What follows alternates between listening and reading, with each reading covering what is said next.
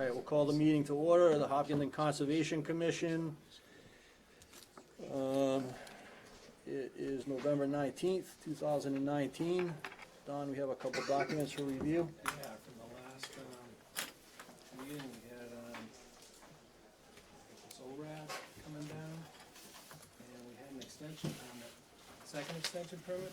Okay. Just in case the first one, I don't think the first one got recorded, so I'm passing around a copy of the first one to get John Hancock, so we can get it at the registry of deeds if it needs it. Okay, and just as anyone here in the audience, this is at Ted's suggestion that we just bring this up. We had a cancellation tonight for Olson, 0 Spring Street.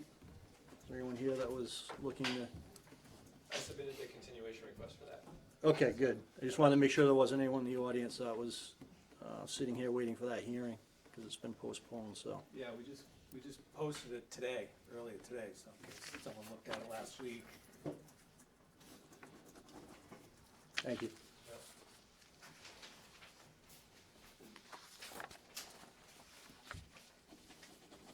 Ted, that was a good suggestion. Thank you.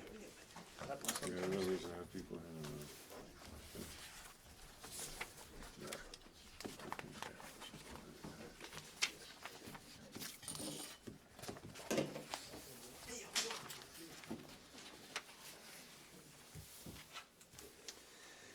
Okay, the draft minutes for September 24th. Did everyone get a chance to look at those?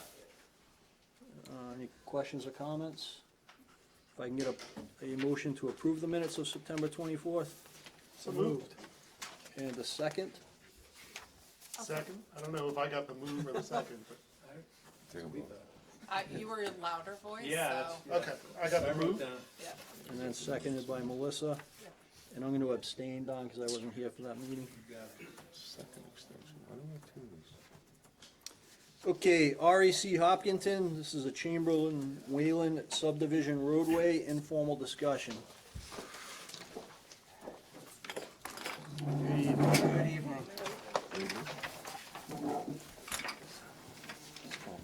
Get the handout, just very preliminary plans, so thank you very much for seeing us tonight. You're welcome. Just get your name for the record. For the record, my name is John Cusick with Fuller Engineering. Thank you. So, reason we are here is just to take a real quick step back. This project, I think most of you were on the commission at the time, but a year or so ago, I don't quite remember, project was submitted for a 32-lot subdivision with the Conservation Planning Board, and the commission issued an order for the project. Specifically, we had the roadway and the drainage infrastructure shown, and we did show some house lots on that because we needed to size that for detention and so on and so forth, but it wasn't the detailed design at that time. At that point, we had about, I think it was about 18 or so lots were in the 100-foot buffer zone, so they would have required, obviously, further NOIs. Moving forward, the developer put in one of the roads. I think, John, that was the house footprints themselves. Footprints. Was about so we had, what, 18 footprints within that 0. That is correct. Okay. That is correct, excuse me. So since that time, the developer moved forward. We're planning to kind of sell off the lots, built the road on the southerly side. The northerly side has not been built yet. And then for you, a couple months back, with a home builder, I think Kathy was here, just to show a preliminary plan to get your feedback on that. I was not there, but my understanding that plan showed about 19 or so units within the 100, buildings within the 100-foot buffer. I think everything was outside the 50-foot no touch, but the buildings were within it, and the feedback that I've heard secondhand was essentially it's too much. You guys try to pull this back, and it's just too much impact. We want to see a little bit less. Based on that, we took a closer look, and again, we're here informally just to get some feedback, to see if we're heading in the right direction, what your comments may be. And so it's just a really rough plan here, which we looked at different types. Some of the houses are smaller than I think what you'd seen before. There's different product type. We looked at the layout a little differently. This plan before you shows about 13 of the lots, the houses, excuse me, within the 100-foot buffer. Again, we would need to fully design these and engineer these and come forward. But before moving forward with that time and expense, we wanted just to make sure that we're kind of heading down the right path with you folks before going down that path. So at this point, that is really where we're at, and we just wanted your take on having approximately 13 units in there, how that would be perceived. at this And we point. also have, a couple of the additional lots will have grading within that 50 to 100 beyond the footprints, right? So the ones that have the footprints in obviously would have grading in their backyards. Then a number of the other lots will have the houses outside of the buffer zone, but would have some additional grading. So we'd have some notices of intent for those as well. And we expect to come in with individual NOIs for each of these house lots. That's the game plan. And we've stated 13 structures are within, but in some cases, it's just a small portion Correct. of the house footprint is within, and in other cases, it is a little bit more within the. Correct. Okay. So initially, it was how many structures were within? So the original, when we 20? when we came forward with the subdivision, we just preliminarily showed about 18 or so. The plan that you saw a couple months ago had about 19, so that number was at. So now we're showing, we think we can do about 13 with this particular layout here. Okay. We're just trying to show progress and kind of hear some of your concerns and pull things out. Obviously, all of these still fully comply with the 50-foot no-touch. We're not looking to get away from that or deviate from that. Right. But it was the structures, again, as I understood, was part of the big concern that the commission had raised at that point. Yeah, I think that's correct. So it's definitely an improvement, reducing the number of units within the 100-foot structures. So can you just give us kind of an idea of, out of those 13, how many are nominally within the 100 as opposed to, Yeah, so more of of a the, significant Which one? certainly. incursion? Yeah, so I mean, for instance, if you take a look at lot 30, and that's on the road on the northern side on the bottom, it's the third one in from the left. That's in, by about a foot or so. So that's in by a foot, okay. And then if you go over, one to lot, 29, that's obviously about half of the structure is in, just based on the way. Can I the pose a wetlands. question? The very faint lines that are drawn on each of these lots, does that represent The hash 100-foot line. buffer zone? Yep. Okay. Yep, exactly. That's the 100-foot buffer shown on there.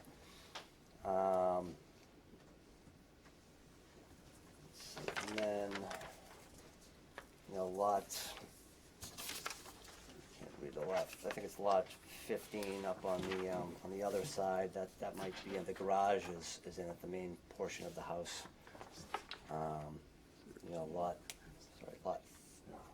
Lot 30, lot 35, that's in by about a foot or so. So some are, Lot 35? yeah, lot There's no 35. There's no 35. There's no lot There 35. is no 35. Oh, I'm sorry, I'm trying to print. 32? 30, excuse me, not 25. 25. Glasses back on, sorry about that. Touching. Yeah, Oh, 25, it was just, it touches, that's by about a, 21 looks more than 25.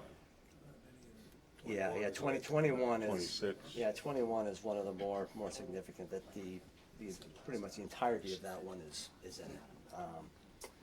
So some are more. 26 is like half of the house. Yeah, Yeah, so I think, that's good. It's good to have that. Obviously, we want to minimize the lawn area in the 50 to 100-foot buffer zone as well, so just keep that in mind as you're doing the design. yeah, And then there's a few of these that I'm looking at where almost the entire structure is, Yeah, within the 50 to 100-foot. yeah. yeah, there are a few like that. Yeah, 7, 8. I mean, typically on a subdivision of this nature where, you know, it's basically undeveloped land and there was no previous disturbance, our preference is to keep everything out of the 100-foot buffer zone.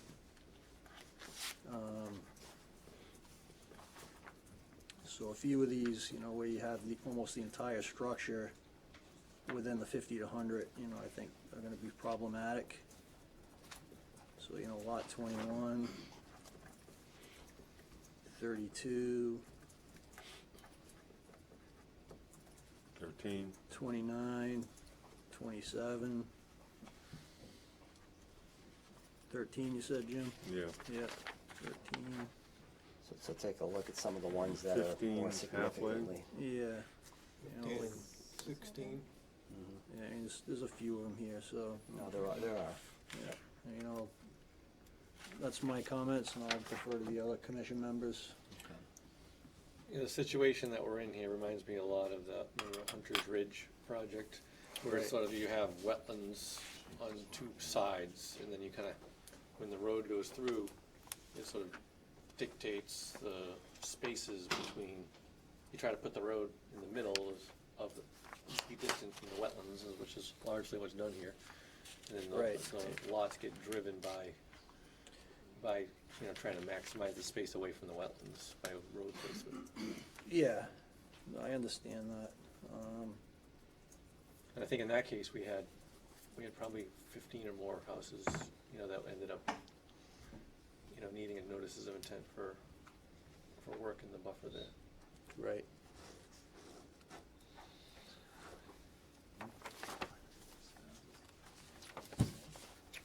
I mean, I think I'm more inclined to, you know, allow disturbance related to grading, you know, and partial lawn area and that type of thing within the 50 to 100 as opposed to the structure. Because if the structure is in the 50 to 100, then by definition, you know, the yard's gonna have to be, you know, there's more disturbance associated with, you know, wells, other things that the homeowners may wanna do at a future date, you know, play areas, fire pit areas, all those types of things. So if the ability to pull some of the houses back, but keep some of the grading in there, that would be a preference, provided we're not getting too excessive with the yard grading. Yeah. One of the things that we see a lot of people come back with is that they have, they wanna take trees down that are too close to their house, and they're afraid of trees falling on their house, so Yeah, when the house is right up against them, when some of them's close like it's that. like, it's hard Yeah. to not, it puts us in a bad position later. Right on the tree lines. Yeah, that's a good point. Yeah, I think to Scott's point, I think some of the lots where you're coming in and it's just, you just don't have an option, they're gonna be challenged, I can take a closer look at that. Yeah. Some of the other ones, though, I do think there might be some potential to make some modifications on some of these, to pull that back a little bit further. But this is helpful to me, just hearing kind of where the commission thinks relative to grading as opposed to house or. Yeah, and I mean, on some of them, it may make sense just to, you know, throw this out there, just, you know, maybe not develop a lot. I mean, I'm looking at, for example, Lot one's a tough one. That's, Yeah, yeah, lot that's one. one I suspect you'd be talking about. 7, 8. there's a couple of them. 21. 21. You know, I understand the predicament that the developer's in, you know, but, you know, from our standpoint, this was a challenging site Yeah. from the beginning, which I think we communicated. And I think that we've been more than accommodating in, you know, working with the developer to get the roadway in, you know, through very difficult crossings and wetland areas. So, you know, we understand that he wants to try to maximize the amount of buildable lots here, but I think, you know, just because of the challenge and the nature of the site, you know, I think you can expect a little bit of pushback from the commission, you know, particularly on some of these tighter lots. One of the things that I think we can look at too is that sort of the cumulative impact, which I know is in your bylaw. We're looking at the whole 200 acres from from the Muse and Lumber Street all the way over to here, and, you know, show that a significant majority of the buffer zones have been protected, coupled with a lot of open space and trail networks, and so there's sort of a net level of significant permanent wetland protection and buffer zone protection that's at play, even with some small encroachments from this project. Mm-hmm. You know, so I think in that broader context, it might show a different picture than just saying, oh, we have, you know, X number of lots that are in and out and that kind of thing. Right, yeah. I think it makes sense to quantify that, just so the commission has that when Yeah. we're going through the review process. Okay, this is helpful. What I think I'd like to do is just take another look at this, see if there's some things we can do. You know, lot one, for instance, I heard if there's a way to look closer at that. And again, some lots I don't think we're gonna have an option with, but I do think there might be some room for improvement over this. What I'd like to do is maybe come in one more time informally, just to get some more feedback. What I don't wanna do is go forward and spend some engineering dollars and time and money on that, and not be generally with the intent that we're all looking to do. So if that's Yep. appropriate, I think Okay, we'd like to do that. sure. And we will, I think the comment on cumulative, and now we'll provide that to give you some numbers to look at. So the next plan will have some numbers associated with it, so you can put it in the context with the overall development, which might be helpful. Just send us a PDF of that. I can send that to you. Thank you. Sure thing. Okay, any other comments or questions from the commission? Okay, very good. All right. Thank you you. for your time. Yep, have a good evening. Appreciate your thoughts.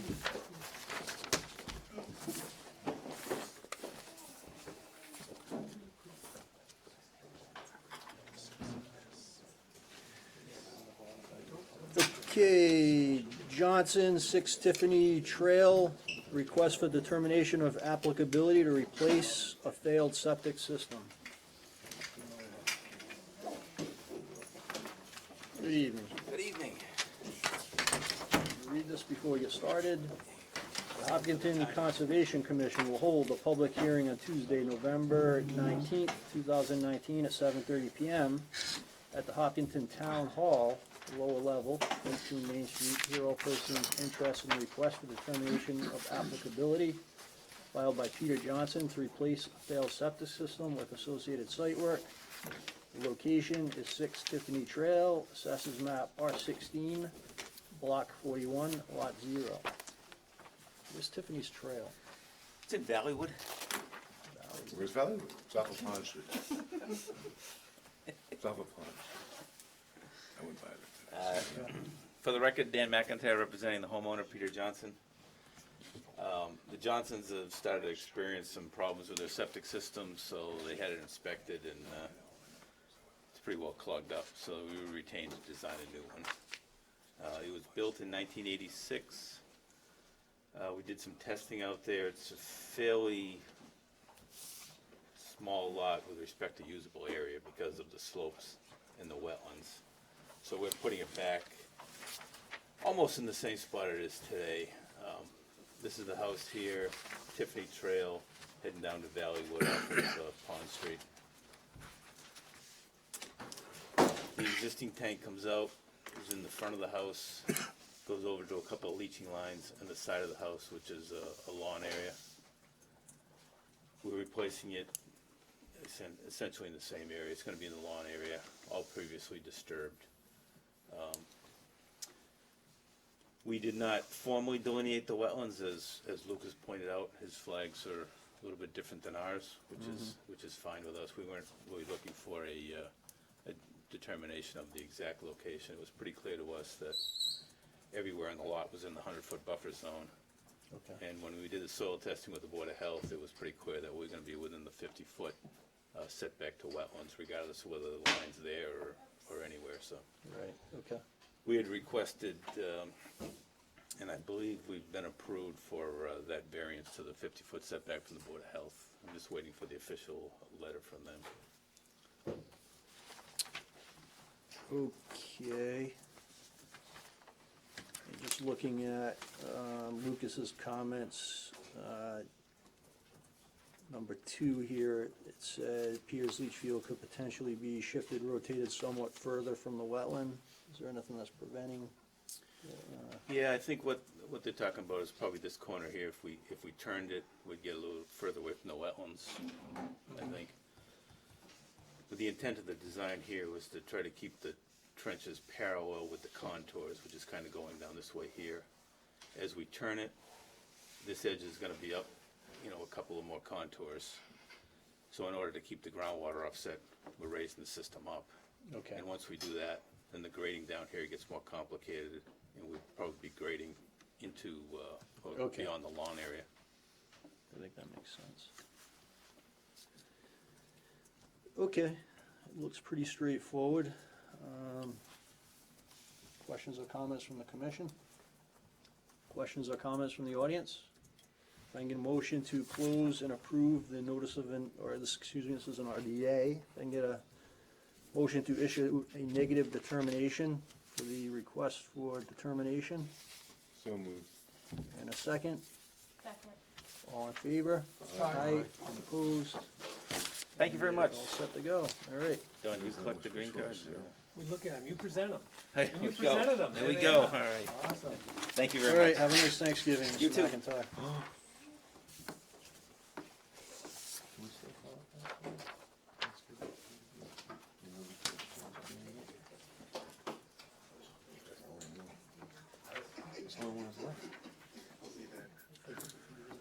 Okay, McBride, 7 Leonard Street. This is another request for determination of applicability to install a sewer line and abandon a cesspool. The Hopkinton Conservation Commission will hold a public hearing on Tuesday, November 19th, 2019 at 7:30 at the Hopkinton Town Hall, lower level, 18 Main Street, to hear all persons interested in request for determination of applicability filed by George McBride to remove a cesspool and connect to municipal sewer with associated site work.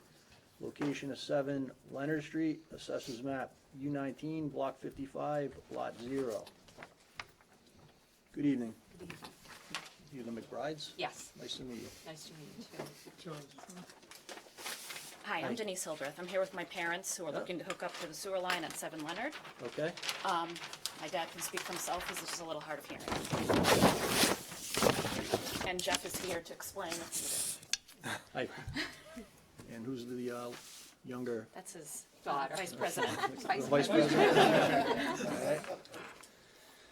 Okay, So we have a septic that's been in there since the 50s, Okay. and would like to connect to the sewer, because we haven't had issues with it, but we could, and we feel it's a good time to do it, and we would, of course, not pass Title V, and so that's why we're here. okay.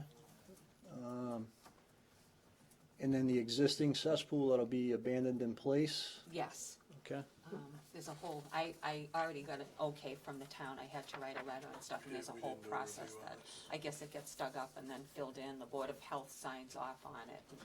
right, yeah, we talked about this at the last meeting informally, and, you know, I think to me, it looks pretty straightforward.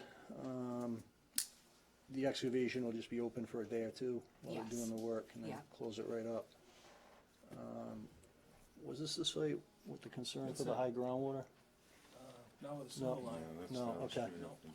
There's the house right there. So I just went out and took some photos. Here was the edge of the wet. Here's that flag.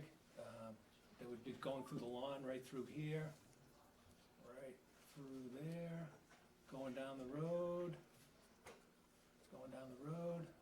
tying into that sewer line right there. And there it is looking back down the street. Right, It would just be a straight shot and then dog Into the leg yard. right into the lawn. okay. Okay, you don't have many leaves on your lawn. No. They keep up the yard pretty well. I guess so.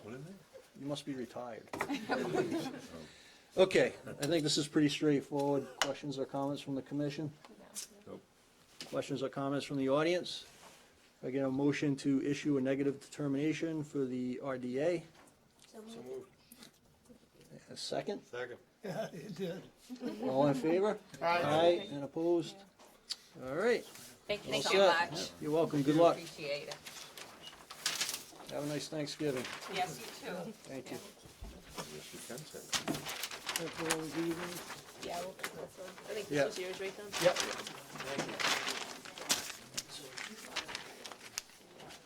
think it's supposed to be happy settlers recognition day.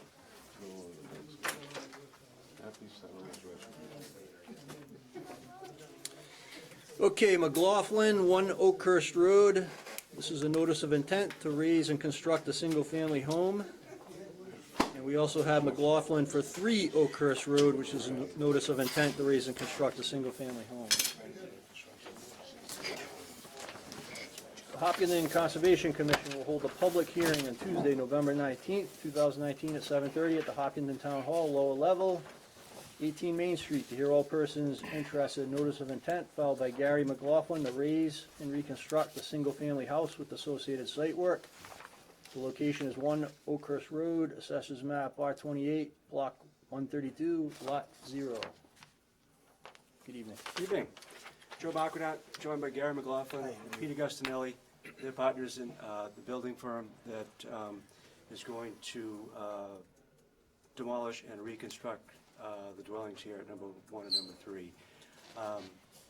In the interest of full disclosure, Gary is also in a butter. He is here at number 5, Oakhurst. Okay.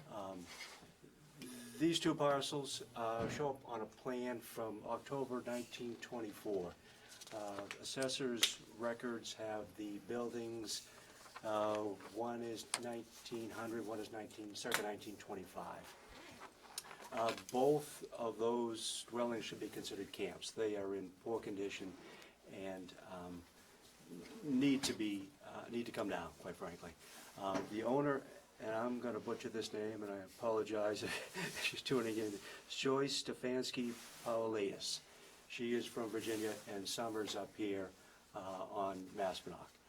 What she is proposing to do is have Gary demolish number 1, the existing dwelling here. And I'm jumping a little ahead of myself, but the same sort of things are going to happen here at number 3. When Gary contacted us, we did our field surveys and reached out to Scott Heim, Northeast Ecological. His guidance to me was that the edge of the resource area is the face of the boulder rubble wall at the edge of Lake Maspinock. So we have set up our buffer zones 50 and 100 off of that. You can see that the existing dwellings fall in there slightly here at number 1, a little bit more. What we're proposing is to demolish the buildings. Excuse me, let me back up a second. They enjoy connections to municipal water and sewer here in Oakhurst Road. We propose to demolish the buildings and reconstruct new dwellings. This one will be for sale at number 1. In the buffer zone is proposed building construction, deck and stair construction, site grading, and retaining walls to handle some of the grading here at the rear. We'll make new connections outside the buffer zone. We'll make new connections to municipal water and sewer. We'll expand the existing gravel driveways to allow for better parking access. The access won't be here at Oakhurst, to be along the side, so there'll be walkways down to the side to reach those dwellings. And then we have some site grading. They are residential, seasonal, if you will. There are lawn areas, some landscape areas, not manicure lawns by any stretch, but the idea is to take the areas that are disturbed and regrade them, reloam and reseed. So we have set up, here highlighted in pink is a line of erosion controls along the edge. This one falls right at the limit of the old stairway, the landing at the bottom. This one falls outside the proposed work.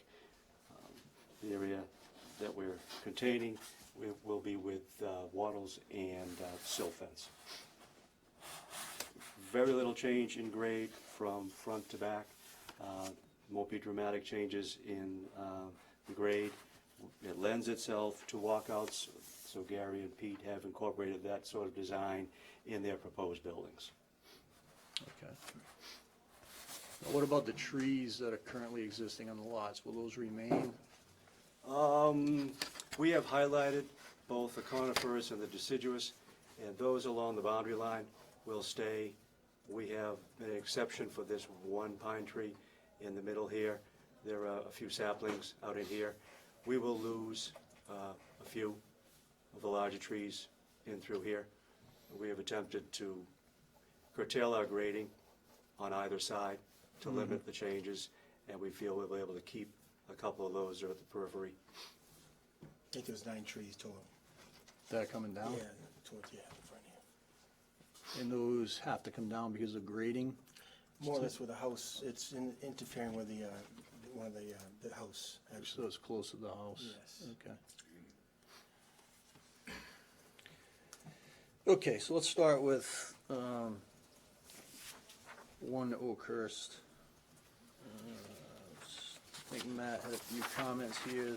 Seems to be The comments between the two are pretty much identical, just based on the layout of everything, and the way the plan was done, so okay. we can kind of cover both, I think.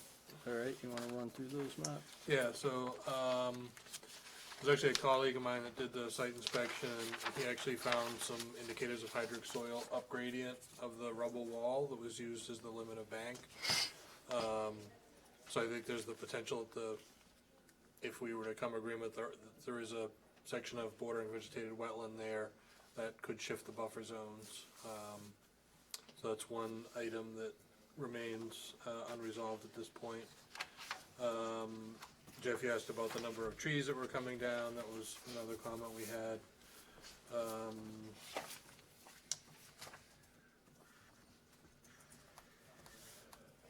I have raised the possibility if the applicant had considered putting in any subsurface infiltration from rooftop runoff. I don't know if that's something. We have those proposed at both locations. Oh, okay. Okay, good. How about the details of the delineation, Matt? Yeah, I don't know if we're still talking about the wetland boundary, then I'm not sure that's Right. needed at this point, but I don't know, did Mr. Heim provide you with any sort of a report or anything, or? No, he did not. And I reached out to him after receiving this earlier today, and he had a commitment this evening, so could not be here. So unfortunately, I don't have a resolution on the resource area limits. Okay. And then the other thing was the plan didn't have a detail on that erosion controls. It was discussed in the narrative, but typically the plan would show a detail. So I think the biggest item really is the, establishing where the wetland boundary is. Obviously, that's important. So I think we just need to get some input from Scott on that.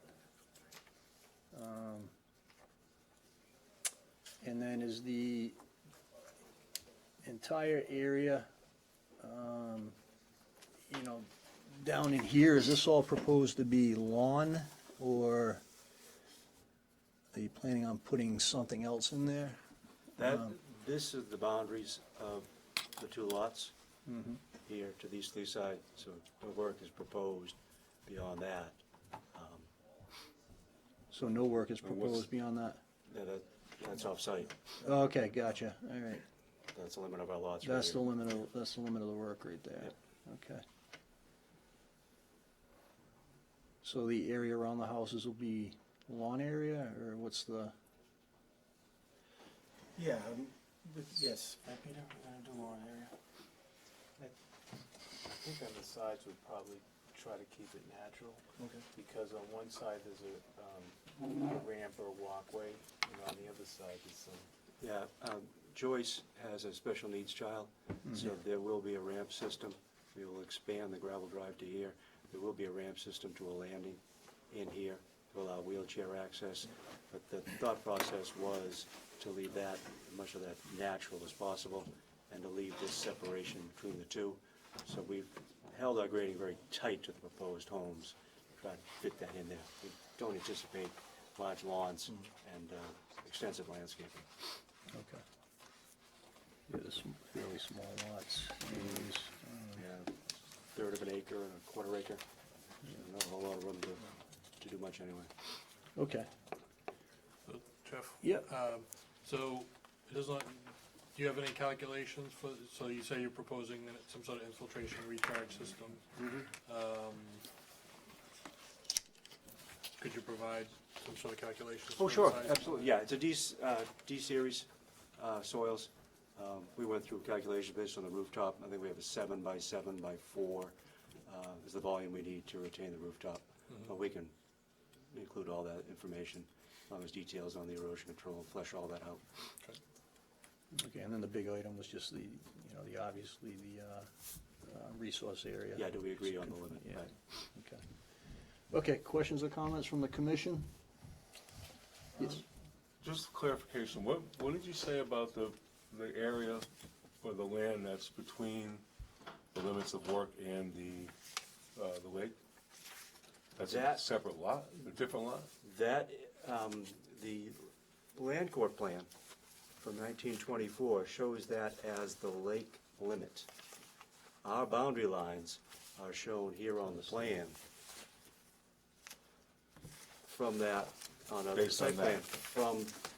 we transferred that information from the 24. The limit here of the lot is 20 to 30 feet from the water's edge. All I can attribute that to is, over time, Yeah. something happened long before Joyce and Gary got involved in the neighborhood, but for some reason that edge is now 20 feet further east. And that area will be left as it is? Naturally, yeah. Okay, thank I you. think that's a public beach, actually. It's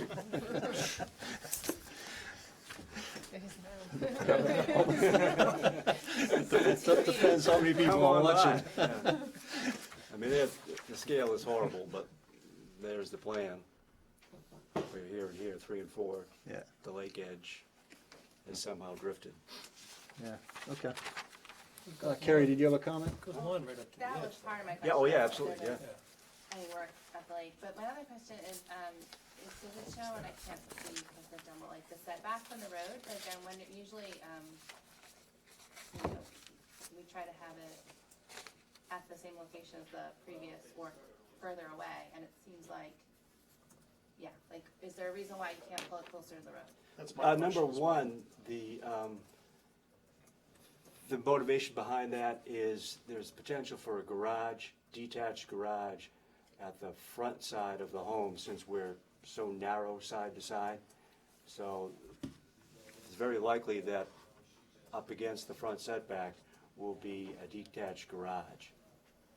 Nothing firm yet. I did not want to show it and give the impression that it was going to go in, but it very likely could. Somebody was interested We in it. want the flexibility to include that later on.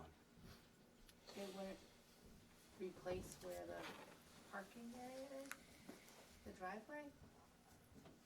Correct. That's the spot it would sit. It still doesn't explain to me why the house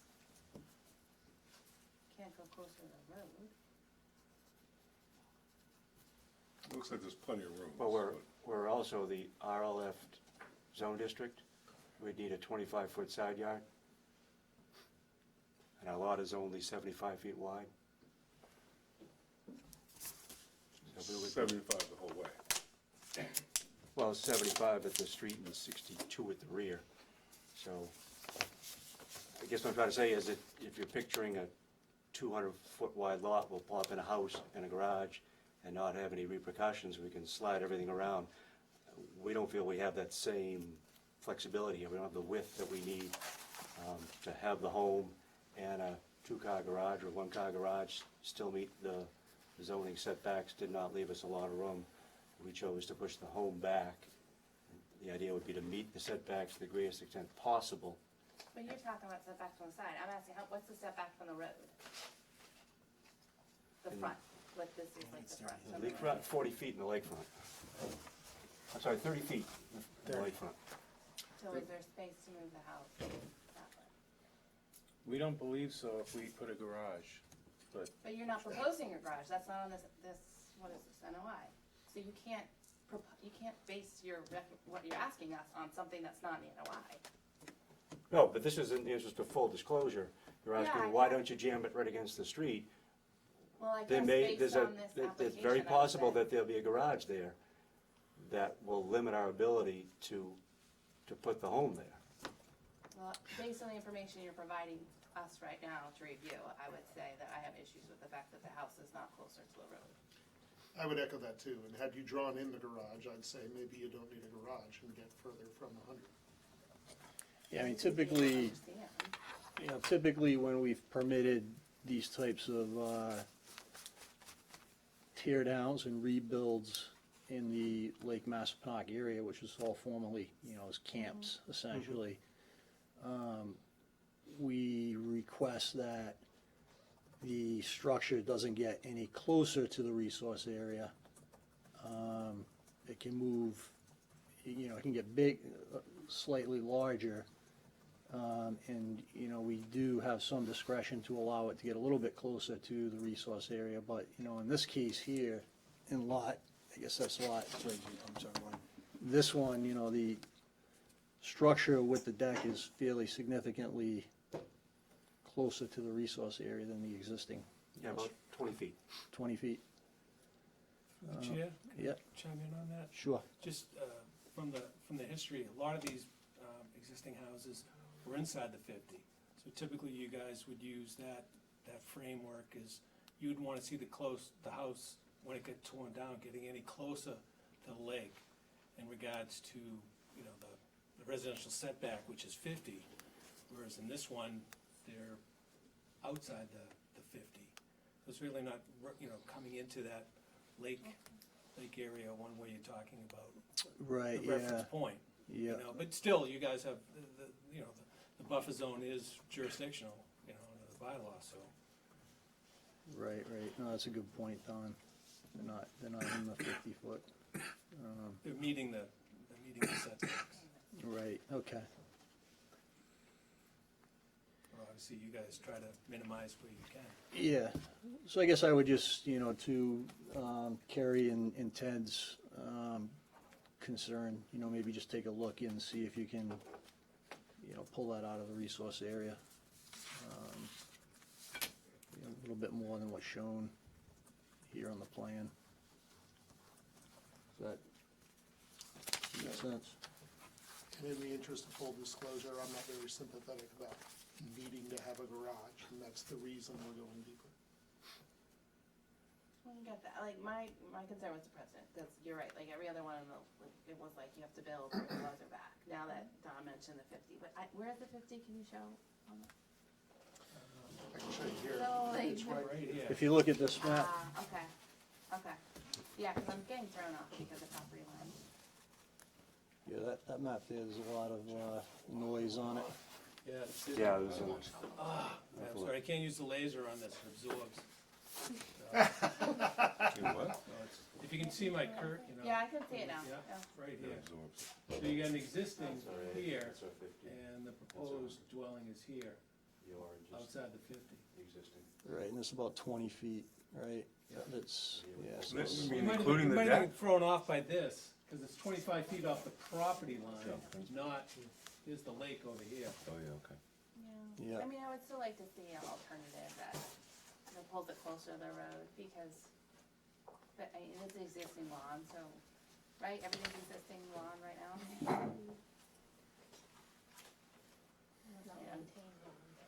Right.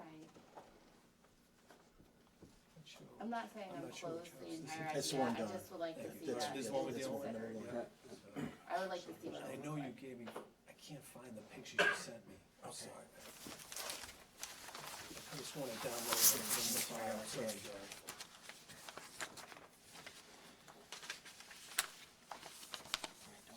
I'll treat that, huh? Joe's got 'em. Great, thank you. Yeah, those are the areas at the rear, 1 and 3.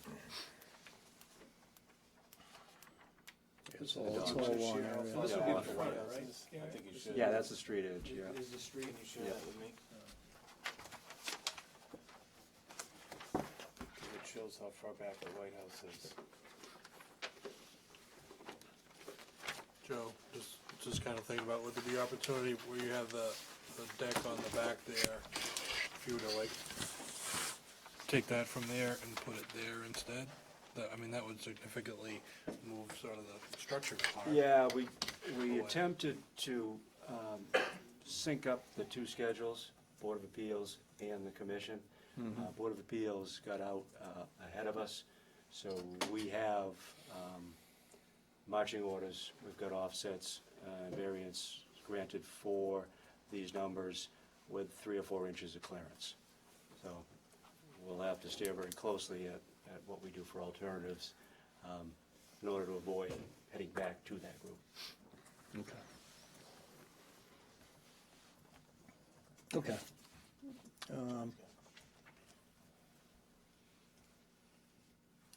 Any other comments, questions from the commission?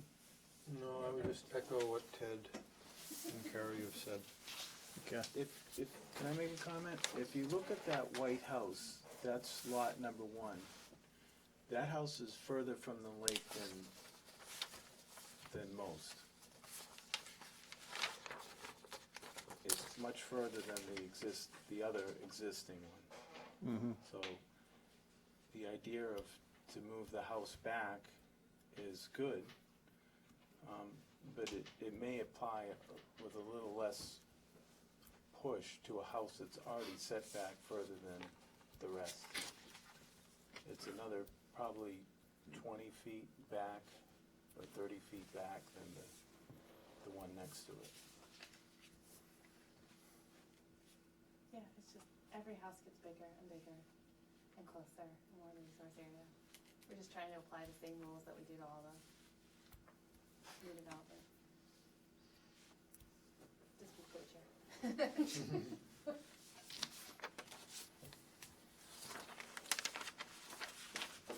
Okay, questions or comments from the audience? All right, and our next meeting is December 3rd, so we'll continue it out to that. When you guys get done with these 2 houses, you should go to the other side of the lake, take a look at a few of the lots over there. There might be some opportunity for It's a little tight over there. just a thought. Great. Well, thanks for your time. You're welcome, thank you. We didn't open the next one. Nope, The second one. Oh, We haven't legally opened that one. Oh. You got a hot date? Nope, get a little ahead of myself.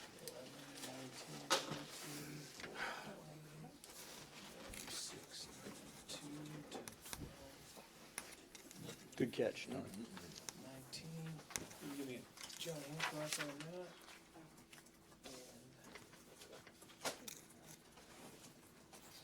We're closing this one, continuing this one and opening the next one? Yep.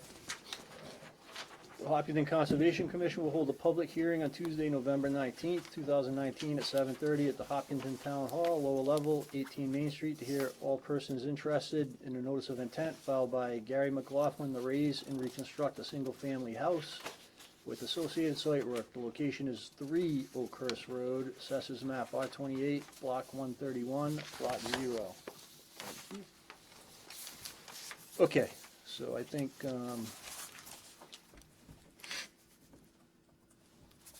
just give us a quick rundown. Sure. Similar owner, same family. Camp in difficult condition. Shows up here. Structure to a deck, to a set of stairs, to a landing that pushes out closer to the lake edge. Approximately 12 feet off the boundary line in the rear. The idea is to expand the driveway, as I mentioned a moment ago. There are conditions here that require access with ramps to the side of the home. We'll continue to maintain the connections to municipal water and sewer. We'll relocate them. They fall victim to some of the locations and will fall victim to demolition work. We have set up the line of erosion controls out here at the edge of that landing and set of stairs, but the new deck and stairs will be pulled back westerly away from the water's edge in this proposal. So that area will be filled and regraded, loomed and seeded. Okay.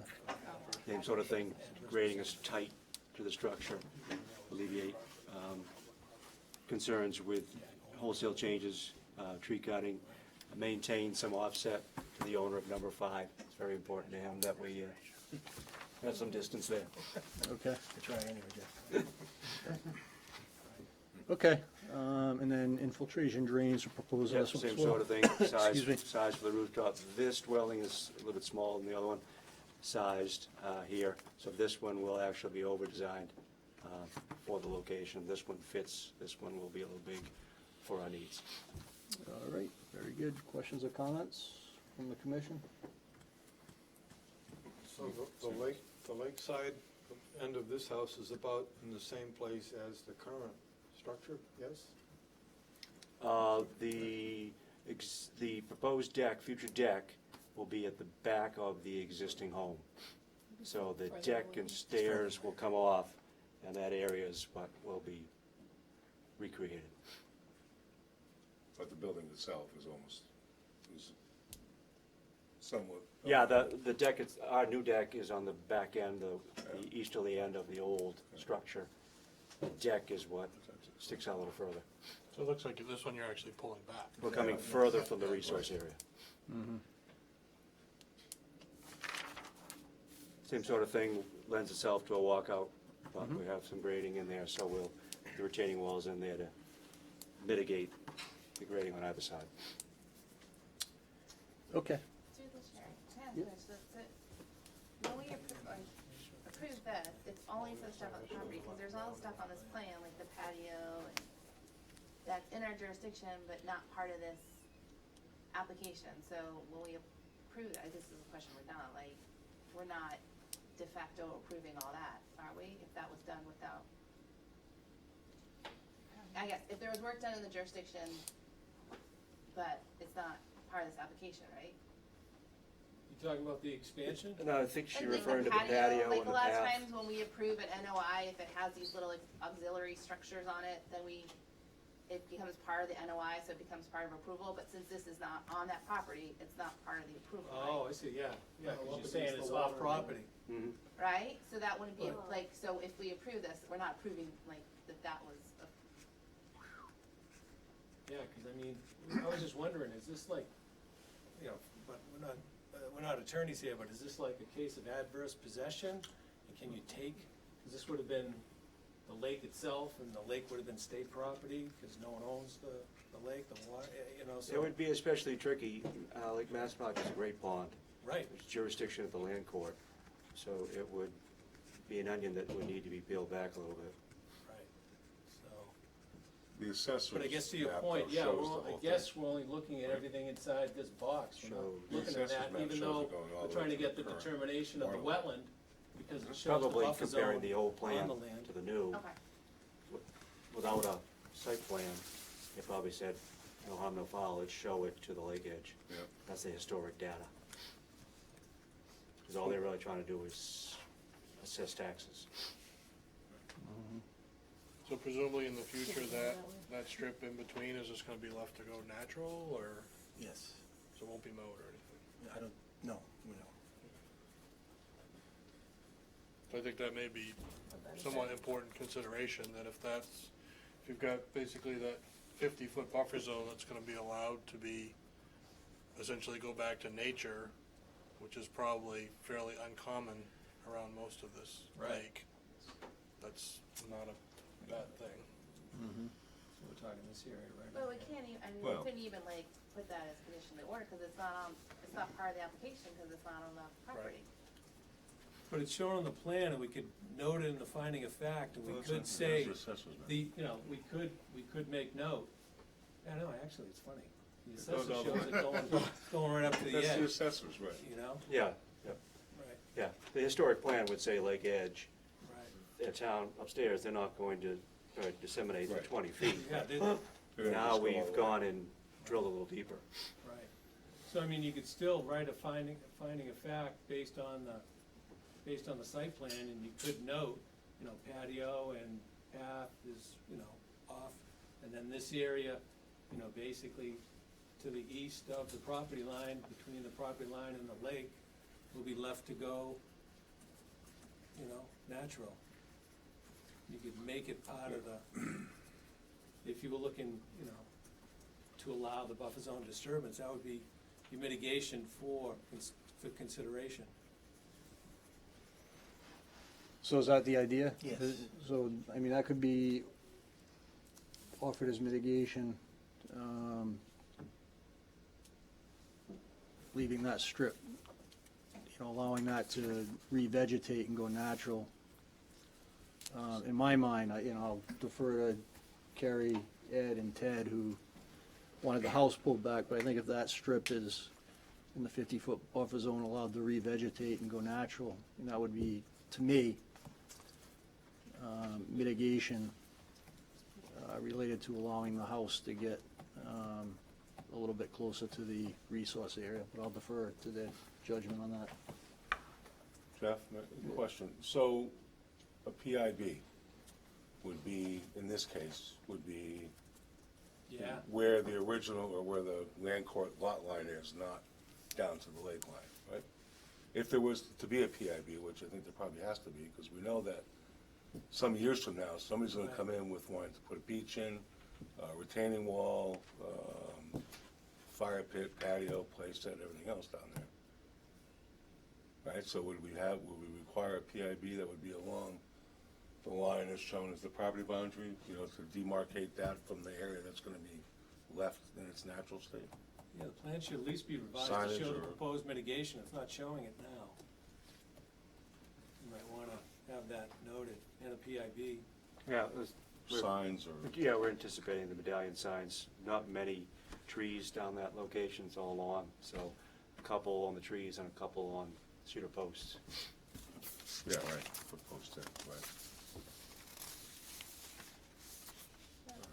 Chair, I guess, or, I'm thinking maybe that one in the notes. So is there the same concern about the hydric soils that's right behind this property? Yeah, it was basically the, sort of the whole length of The whole length? the edge there, so we wanna look at that whole area. Oh, okay. Cause I was like, I'm inclined to, flat, whatever this one is, 3. No issues other than the hydric soils, making sure it's mapped correctly. And this one doesn't have a Mass DEP number yet? Correct.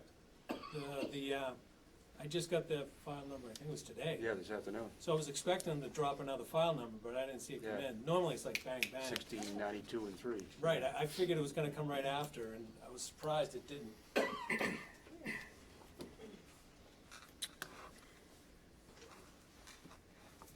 Okay, so I guess the, a question for,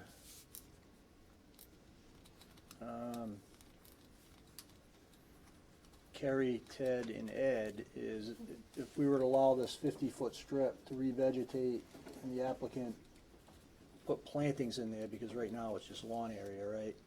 So if we put some shrubs, and kind of, enhance that so it was more of a resource area buffer, would that offset, would that be adequate mitigation for you to allow the house in its current situation, or its current location? It would for me. I really don't have as much issue, but I think we should have something on the record that shows, why they didn't do it that way.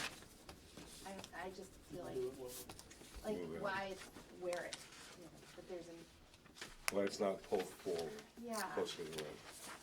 I just think it should be part of the application. I think the mitigation's fine, I think the design, because it's all like lawn, and as you pointed, it's outside of 50, I really have an issue so much. I'm not gonna say you have to go with the alternative, but I just feel like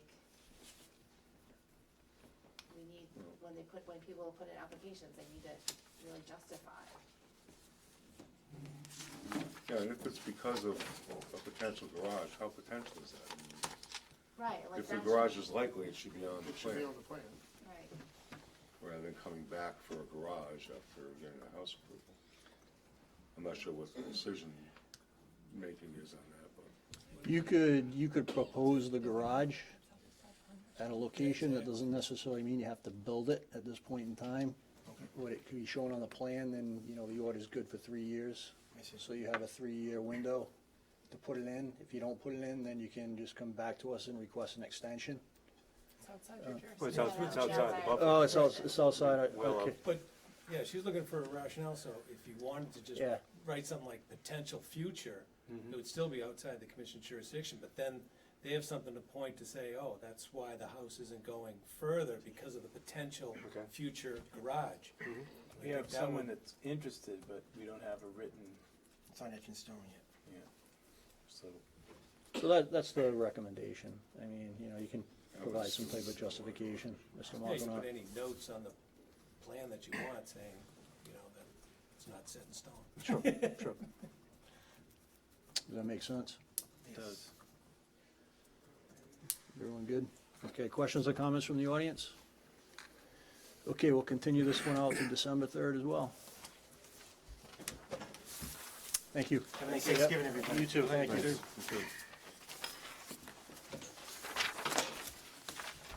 Now can I go? You can go. All right. Have a good evening. Yeah, thank you. Thank you guys, appreciate Yep, it. you're welcome. Bye-bye. Okay, Rydberg, 6 Clinton Street. This is a notice of intent of another failed septic system. Right with you. Good evening. I just need to read this before we get started. Continuing the last one. Oh, sorry, Don. You're slow tonight. He's not used to being so far from his office here. I know. You can't be opening all these new ones. That slows the whole process down. There we go. Another newbie. Coming at you. All right, the Hopkinton Conservation Commission will hold a public hearing on Tuesday, November 19th, 2019 at 7:30 PM at the Hopkinton Town Hall, lower level 18 Main Street, to hear all persons interested in a notice of intent filed by John and Patty Rydberg to replace a failed septic system with associated site work. The location is 6 Clinton Street, assessors map R14, block 2, lot 0. Good evening. Good evening. My name is Karen Skinner-Catroni, for the record. I'm Wetland Consultant. I'm representing the Rydbergs. And they'd simply like to replace the failed septic system. Okay. Matt had some issue, the report showed some issues with the wetland line. The wetland line was approved, this wetland line was approved in 2017. Was done for this lot over here, a septic system on that lot. I verified the lines, I agreed with the line as it was. But as I told Matt, I'm happy to go out and take a look at it with the person that reviewed the line. Matt asked that I show 2 additional buffers. So we pulled back, so the engineer, I asked him to pull back and put a potential line on the plan. Yeah, so And just to then take a show- step back, sorry to interrupt Karen. That's right. So, there's a colleague of mine who had gone out and looked at this boundary and felt that it potentially could move 15 to 20 feet up gradient based on the presence of hydric soils. So I'll hand it back over to you. So that's why we kind of have sort of a wetland boundary that was established by the applicant, and then sort of this conceptual wetland boundary that we think might be about where it would end up if we were to go back and look at it. But again, keeping in mind what the project is, and kind of similar to the RDA that was done earlier tonight, the wetland boundary itself may not be terribly critical because the septic system has to go in. It's sort of a question of where it fits. And it's So- all lawn area, I Correct. It's all presume. lawn and ground ivy Okay. in this area. So as I said, I showed 2 additional buffer zones. So this would be the 50-foot with the potential line, and it just kind of skirts through this corner. Okay. Matt asked that I speak to the commission about why it can't be moved up any further. And the owner, there's a 38-inch maple here, very large, beautiful tree that they'd like to preserve. And also too, if it comes any close to the house, the grade would run water into the house. Okay. Okay. This is a failed septic system. Right, got it, okay. And then there was a concern, I guess, with the high groundwater and whether dewatering would be necessary associated with the project. I was gonna bring a dewatering plan and I forgot. Oh, I can email you a dewatering plan if you'd like. Yeah, that would be helpful.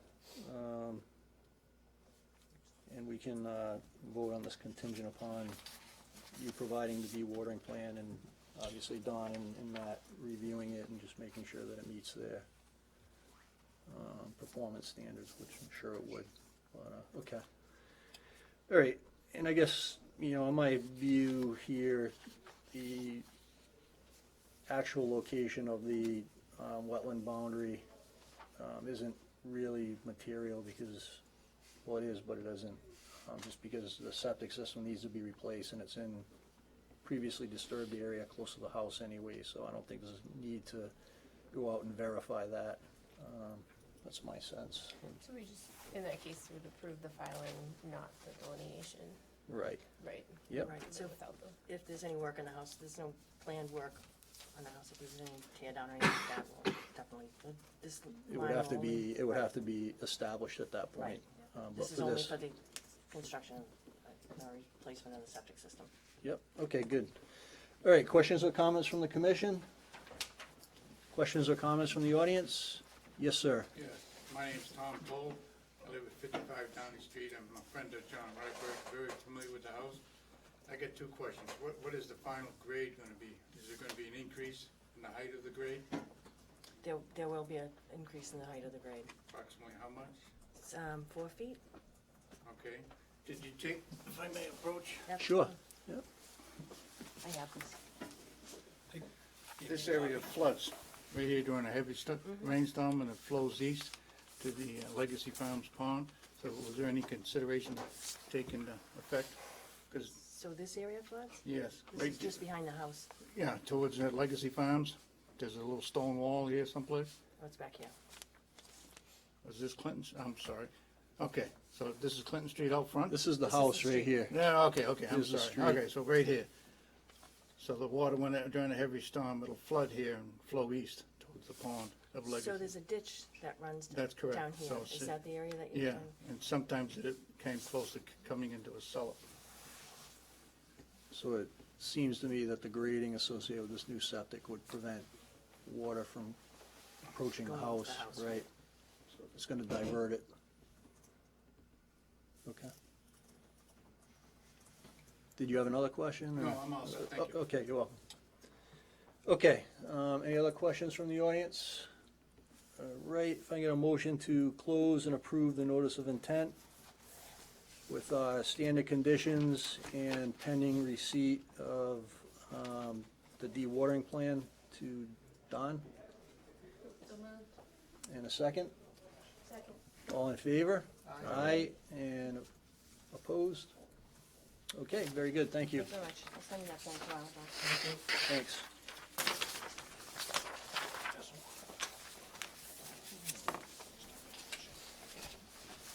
Moving right along.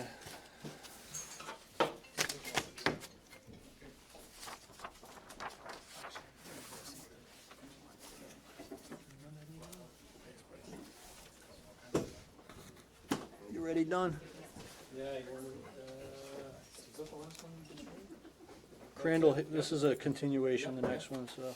Crandall Hicks, 27 Lumber Street, this is a notice of intent.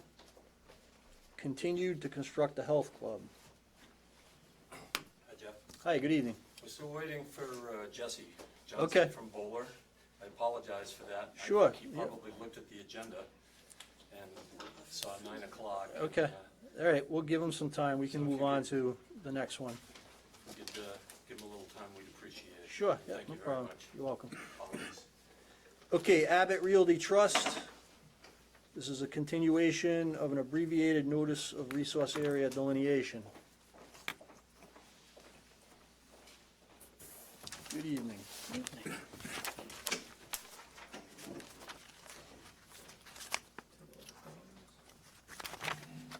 Joyce Hastings from GL Engineering. Good evening. Abbott Realty Trust. We did a wetland delineation out at the property that's off of Blueberry Lane. I walked the site with Matt. We changed a couple of wetland flags over here to increase the wetland. Since the original filing, I've closed out the loop. Originally it ended, and so we closed it out here. I got a call to look at and delineate a wetland that was off-site over here adjacent to the EMC, which I went and put flags out there, located the detention basin and the settling basin on the back side of it. I also located the edge of the ditch that runs around the edge of the property over here, and it sets up a buffer zone on the property that I didn't originally have on there. Okay, good. All right, Matt, you're in concurrence with the delineation? Yeah, this was a really difficult site to delineate. Just because of the topography? or- Yeah, and just it was Dense. just vegetation was growing where Odd it seemed like it vegetation. shouldn't, and soils were head scratching worthy. But I think we got it where it needs to be. So yeah, I'm in agreement with that. I didn't go out and look at the additional flags off-site, but I had gone and looked at it before Joyce flagged it, and it appears to be about where I expected it to be. So Okay. I think it's fine. Okay, questions or comments from the commission? Questions or comments from the audience? Yes, I'm in a butter. Yep. So You can get your name and address, please? Sure, Alex Scott, 15 Blueberry Lane. Over here. So, all of this, area that you're looking to put these roads in, it all sort of flows towards Blueberry Lane. And those houses along Blueberry Lane that you see there have water problems, both surface water as well as the water table. And so we have concerns, a lot of us along Blueberry Lane, about development there. What cutting down trees around that area that suck up gallons and gallons of water, big oak trees, what that's gonna do to our yards and our basements. Just a lot of concern around how this whole thing is gonna be managed, the recharging of the wetlands, how's that gonna be done? Is it gonna be, I mean, right now, a lot of us feel like we're sort of on the precipice in terms of water coming in. And if that's not done correctly, it's frankly very scary to us, a lot of us on Blueberry Lane. Okay. Okay, I think we got it, and understand your concerns. At this point in the hearing process, all we're doing is verifying the location of the resource areas. So we're not approving any kind of streets, or development activities per se. That would all, come to us again, you know, if the developer at some point decides that he is gonna propose something. So again, at this point, all we're doing is verifying and documenting where the resources are located on the property. So that's the intent of the filing tonight. Yes, ma'am. Hi, I'm also in a butter, I'm Stephanie Gelblack, 19 Blueberry. Mm-hmm. Just curious, I mean, I've been a resident of Huckabee for 18 years, I know that water tables can shift and wetlands can move. My understanding was is this wetland, the pool itself did move from initial filings way back 25 years ago. I'm not sure whether or not the building of the Marathon School had anything to do with the shift, but I can tell you that even though it's been, you know, a fairly wet few years, there's definitely been a noticeable difference in terms of, I think, people's property since that school was built. You know, I don't know how many trees were removed. I don't know what kind of water remediation was done for that property. I don't know where it went. I don't know if that might have anything to do with it, but I do definitely notice a difference. And I know that there are things in place to accommodate all of this building, like the sewer system and how to fill up all of these reserve spots. And I don't think that they're working properly because some of them are empty.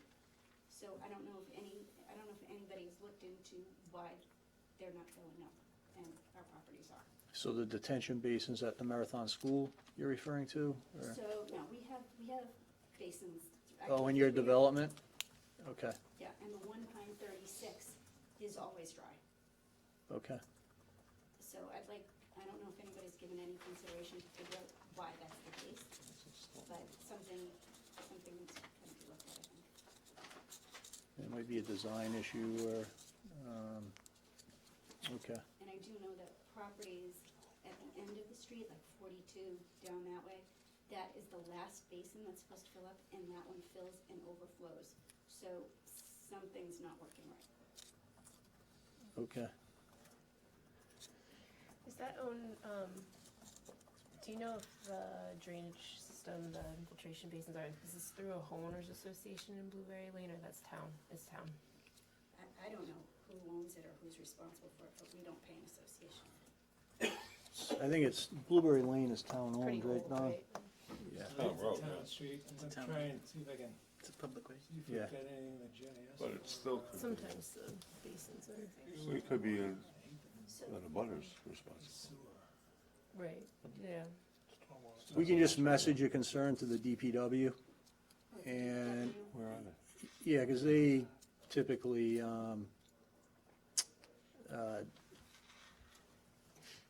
you know, they can take a look at the detention basins to see if they're, and they won't do an analysis, but they can actually go out there and take a look at it to see if there's a, you know, an obvious issue. And, you know, they may or may not be able to determine what's going on based on just a visual kind of drive-by inspection or looking at it, but, you know, we can certainly communicate to them, you know, your concerns, have them take a look at it. You know, I don't know what that'll accomplish, but, This seems like there are multiple factors for why properties are wet, why things are shifting. It just kind of seems like there's a number of things happening. yeah, yeah, and it's happening in a few other locations in town too, so I think it's just a byproduct of all the development that's going on. But, I think the other thing, just that she mentioned, Stephanie mentioned the Marathon School, it doesn't show up on any of these maps, so it's easy to forget it, but it's huge, it's the biggest thing in the area. yep, So it's just something not to forget. we won't forget it, don't worry. Google Earth doesn't have it? Okay. We understand, I mean, we have the full commission here, so we understand your concerns about the stormwater. So if anything comes before us, you know, certainly, as an abutter, you'll be notified, you know, if they come before us again with proposed development, so you'll have the opportunity to weigh in at that point in time, so. Design All right, you're doesn't welcome. exist yet. Right, but it doesn't exist, but it was incorporated in that. That's, I think that's why it shows up. That's what I'm thinking. So I guess, so you would, if you were to, I'm not part of this design, I'm not part of the design group. That'll come forward. Don, what is that you have up? That's the town's GIS when they turned on the stormwater system, so this is the area. Catch basins? It was, even though this doesn't exist, so I'd assume this exists, this stormwater system here, but this doesn't exist yet, but it was designed under the old. Designed into the Yeah, just like, stormwater this is system? still, there's still lots here, right? Well, those are Well, those, paper yeah, lots those are from all, Right. it's, a so long time ago. there's an approved subdivision, Yeah, and it's an that's approved- what Well, this is part of. yes, from a long time ago. Right, But the road's not in.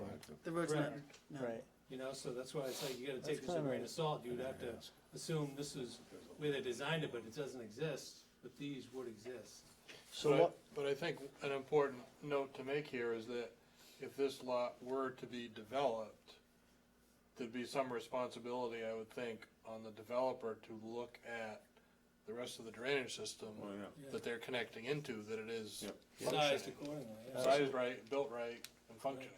Right. yep, Yeah, that But I probably, don't know how that would go through.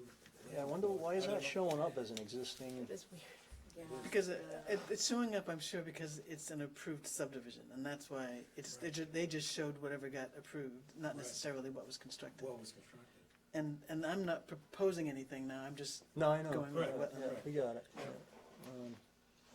We're just trying to get some background for their Right. comments, that's all I was trying to do. Yeah, it should be like a different color though for approved as opposed to existing. Come on now. And the GIS is a contractor, What do you want, man? Yeah, you know, so.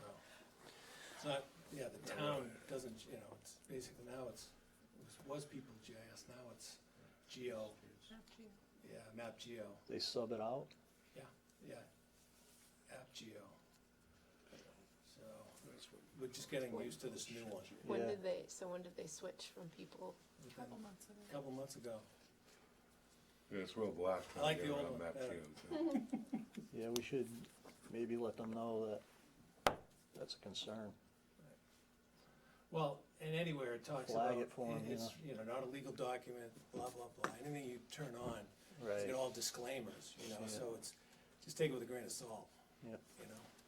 Excuse me, can I ask one question Sure. about what's showing on the left side of the screen, far left? Are those pools over there? This is what the GIS is guessing what wetlands might be, So those pools on the side that run where Hayden Row is, right? where do those, do those then follow topography to, Yeah, if you want to, I've got, actually, this is the town's land, I've got plans on that I can, you send me an email and I'll email you these plans. yeah. That'll be more definitive than this is just a GIS with a guessing.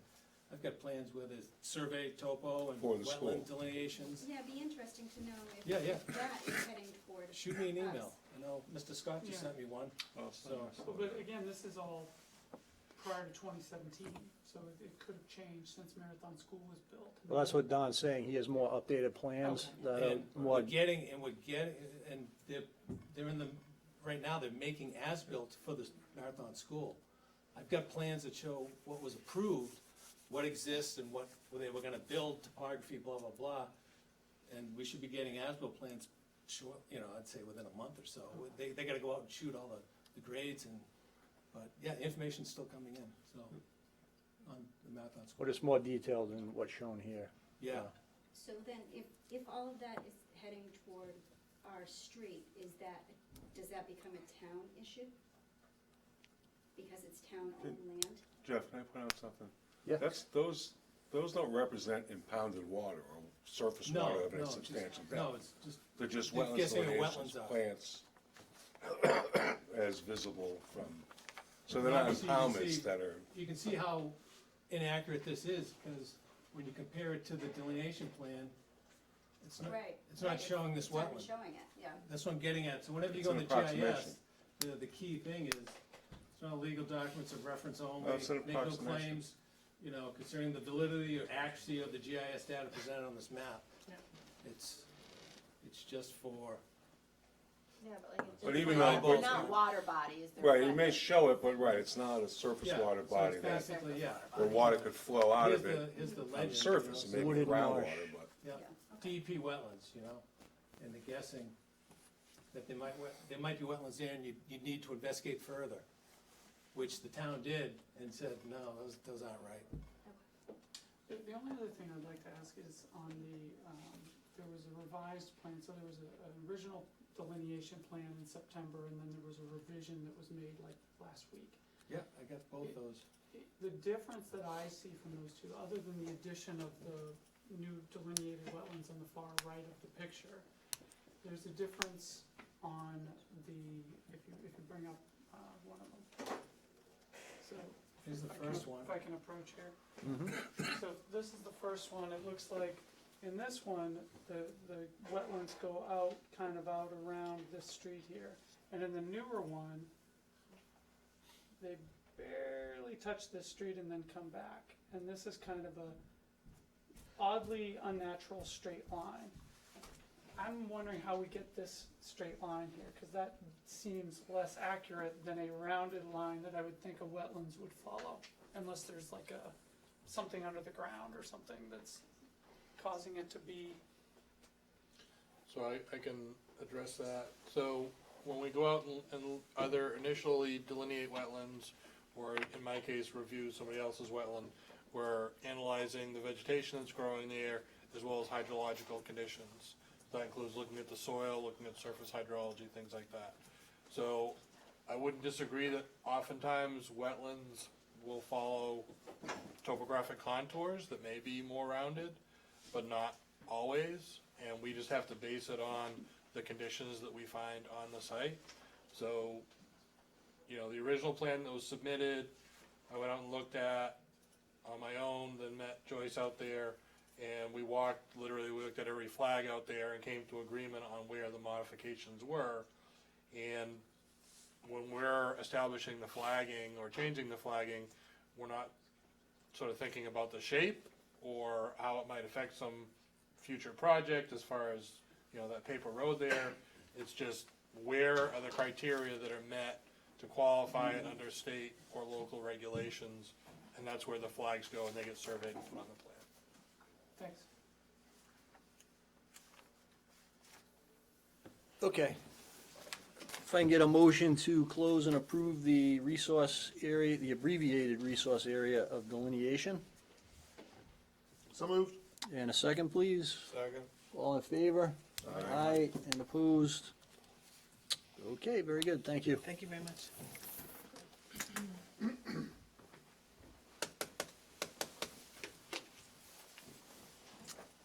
Okay, Mr. Crandall. Not Mr. Crandall, Crandall Hicks Company, 27 Lumber Street, notice of intent. This is a continuation for the construction of a health club. Go here.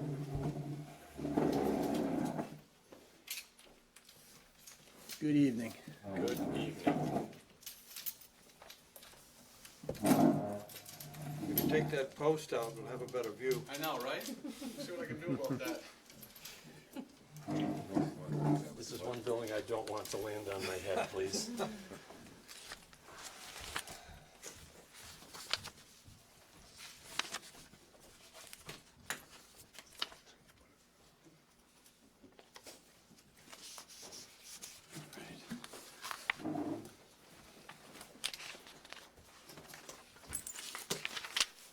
Jesse Johnson with Bowler Engineering, here before you tonight for the continuation of the notice of intent filing for 27 Lumber Street. And the last time we were with you, we were sent home with some homework, and we've done quite a bit of that. So I think we didn't give you guys much time to review it. I apologize for that. There was a lot of things we had to get done.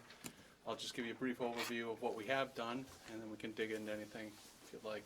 Okay. Since the last time, there was the need to reflag the wetlands that were out there because they were over 3 years old. So we had got our consultant go out, delineate the wetlands, and then your peer review consultant went out and confirmed or adjusted as needed. Then we went out and survey located each of those locations, so not only Goddard's flag locations, but Lucas's adjustments. Okay. Then Goddard went back out a second time to review the adjustments to see if he would want to adjust again. He did suggest that we could make some further adjustments to go between maybe his original line and the adjusted line. We've taken the approach, though, of just sticking with the adjusted flags by your peer review consultant and the ones that were agreed upon by Goddard, rather than having everybody go back and forth, trying to send the survey crew back out again, and we said, forget it, let's just go with your consultants, whatever was agreed upon. So the plans that you have before you reflect the agreed upon flagging and the adjusted flagging by Lucas. Okay. And we've updated all the buffer zones as such, and then I also updated all the tables that were going to be impacted by that as far as the amount of disturbance within each of the buffer zones, if any of the waivers had to be adjusted. So I gave you a formal response letter, and on the second page, the tables update. I'll give you just a brief overview of, really there weren't any significant impacts from the line being redone again. I guess the thing I would point out on the plan, move this a little closer, the wetland line in this region, right here, you can see that, near that basin. That's the area where the flagging came a little bit closer to the project than the previously approved line from the prior submission. So that impacted the buffer as it relates to our stormwater basin. And then the only other one that got a little bit closer, I guess I would note, than the last time was over here. One of these flags got a little bit closer that brought us into the 0 to 50 slightly, so the 50-foot now comes through here, whereas before it was 5 feet to the south of that. Okay. But otherwise, actually, the line improved in a number of areas. So our disturbance numbers even went down Further? further than what was submitted to you a month and a half ago, 2 months ago. Okay, All good. right? So just to kind of give you that update. And what that does, as I mentioned on that second page for our table, the waivers that we're requesting, previously approved, we were at 32 feet for non-residential activity. We're asking for 35 this time. Limit of structure required for non-residential previously was at 49. We're asking for 50. Stormwater management structures, including outfalls, previously were at 42. Now we're asking for 40, and that's related to the stormwater basin I just mentioned.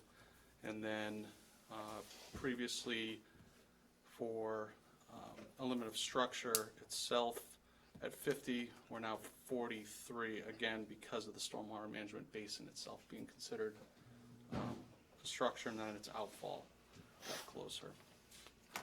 So that was the only adjustment there, but overall, as I had mentioned, the amount of disturbance within the buffer zones for each got lower than previously approved back in 2015, and then what was submitted for prior.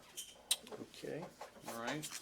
Some of the other things that we had were asked to submit were some verification that the stream adjacent was not perennial, that was indeed intermittent.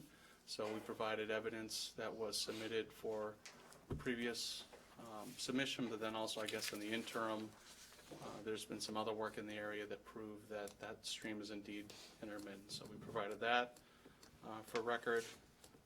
We've also provided there was question whether some of the low areas on the property that were showing some wet holding water and vegetation, if there was any issue with that. So I provided a letter from Mr. Green that documented construction activity. Those were part of the SWIP that we had. So we have an active SWIP. We had temporary settling basins on the property because the site was cleared. So we had to set up our stormwater controls as part of that SWIP. And that's what those areas are deemed. So we provide you a letter just for that evidence for your record. That's really a brief overview of a lot of the work we've submitted to date. I don't think there's anything outstanding we owe other than an updated septic plan that Don had asked that we provide the submitted one and the updated one. So I just tonight submitted the one that we submitted to the Board of Health. They're going to probably have a few edits back to us. When I get those in a final plan, I'll submit that back to your record. But I did note that the wetland line adjustments actually improve the offsets to the septic components.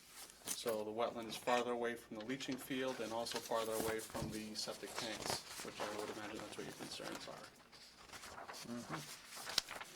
Okay.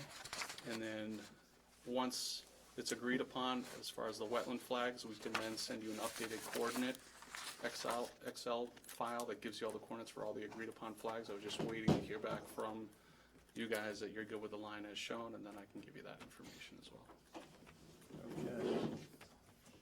Jeff, if I could comment on that. So I wasn't able to look through all the stuff you submitted, but I did take a look at the revised wetland boundary plan, and it appears to be accurate to what, my changes were and everything. So Okay. I'm good with that plan. All right, then we can get you the coordinates on those. Okay.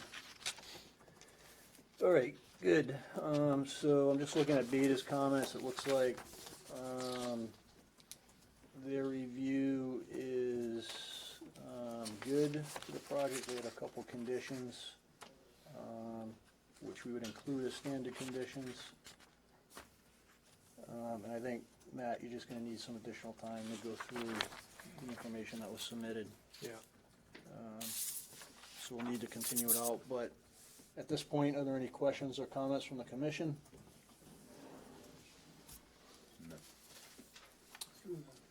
No one else has, I was gonna bring up something. No butters or anything, anyone else has anything? Yep. to add? Questions or comments from the audience? Go ahead, Don. Back at the Bowlers, I think it's your 1020. comment number 4, page 4, they requested a waiver from the bylaw. So the commission really hasn't had a chance to discuss that. I didn't know if, This was in Betas? I'm sorry, in Bowlers. Oh, Bowler. So they, let me bring it up for you. So it's Yeah. 1024. So we're essentially asking for a waiver from your local bylaw fee and transfer the money that we did submit for that. We're just asking that that money maybe be transferred over and help pay for the peer review services, seeing as though we've already been before you recently and we paid that local bylaw fee one time already. If we could, rather than paying that substantial fee again a few short years later, if we could just use that as part of deferring the peer review cost for this additional submission. So just, and I was trying to get caught up on what they were talking, so just to give you some background information. File number 1591, the first NOI back in 2015, they had submitted a $1,500 filing fee, and then for the amount of work in the buffer zone was 856 square feet. Half of that would be 428, so they submitted a bylaw fee of $1,928. The act was $537.50. Total was $2,465.50. And they also submitted a $3,500 consultant fee. Yeah. So, and now, today, So what date was that, Don? I'm sorry, That was back in- 2015? yeah, back in 2015, that was the NOI, so, and on this one, 1690, they submitted a $1,500 filing fee. They estimated 1,080 square feet of disturbance inside the 50, so that worked out to $540. And they have not submitted the consultant fee, but it would be the same based on the project cost, $3,500. So now, they had 1,000, but the new numbers you just provided, it's gonna be documents. So right now, you're talking 3,103 square feet, so if you take 3,103 square feet, half would be 1,551.50. If you subtract the 540 they already submitted, you're looking at a difference of $1,011.50. So, and you're asking that the 2,040 that you submitted We applied to the 35. to the 35, so you, Right. so you're asking for a waiver of the bylaw, but you want it to roll over into that. Right. But you're also, based on these new numbers, you'd still be 1,000 short. I guess now, I don't know how, so now would your request change? Yeah, whatever ultimately the final calc is for the local bylaw fee, we're asking that that be applied to the peer review fee, given the quick turnaround that we've basically had to reapply again for this. And if we had just done an amendment, yes, I know, if we had just done an amendment, we probably could have avoided thousands of dollars of extra work, but that didn't happen.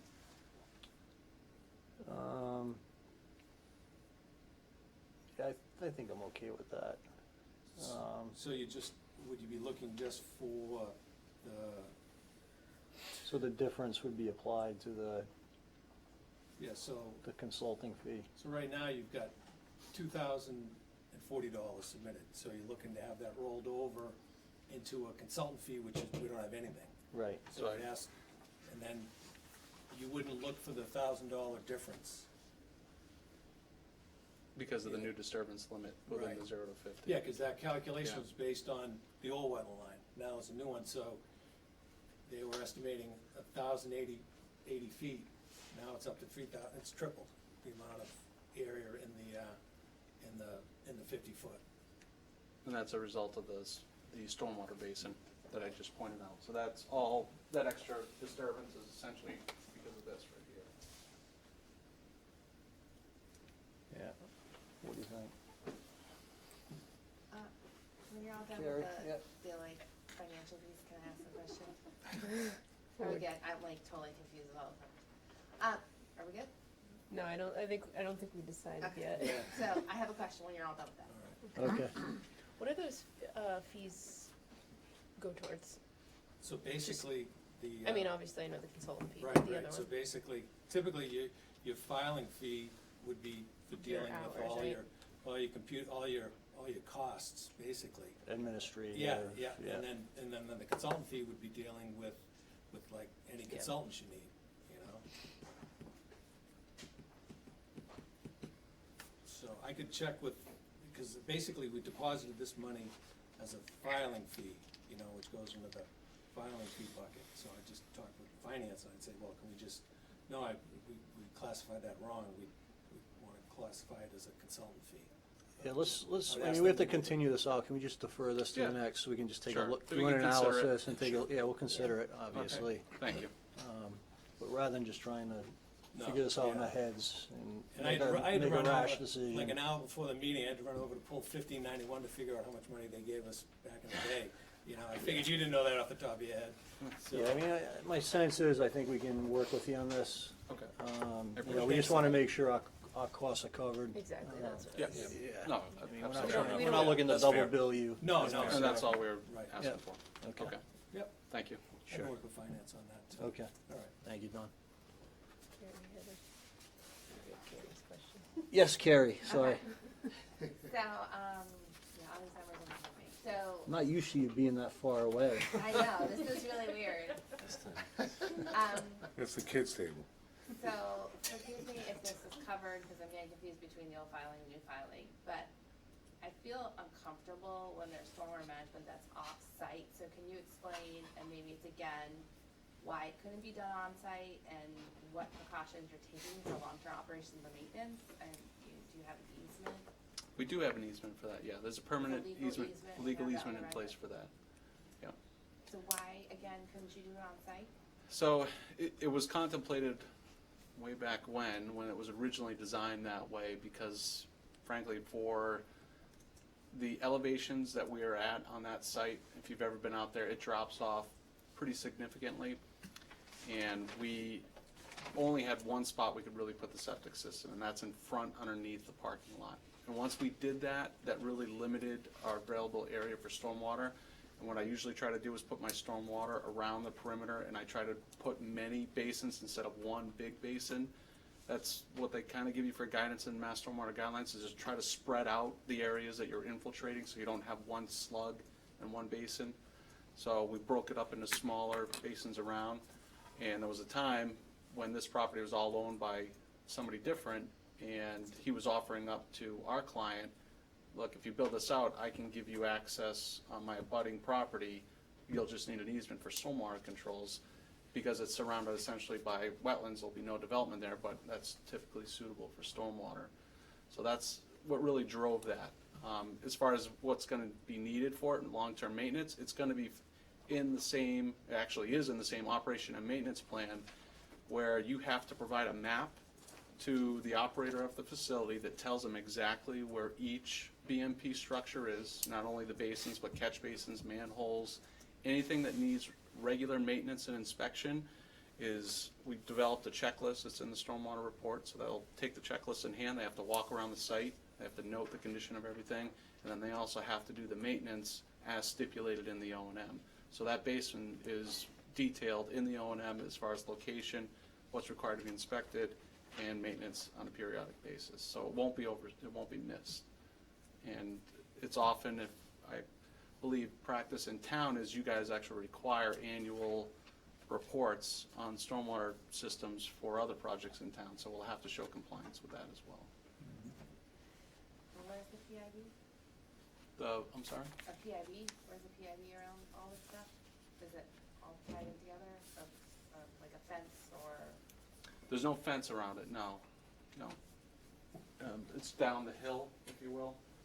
That shows a little bit going down the grading. So the property line's right here, and the basin's just off there. So there's the wetlands surrounding it. So there's nothing that can be done in that area other than some stormwater controls. And we couldn't Or fit it. nothing. Yeah. The septic system is right here, so there was really no opportunity to put that anywhere else. Otherwise, I would have to take that huge slug and put it in another basin somewhere on the site, and frankly, that would not really be as good a system as I have designed now.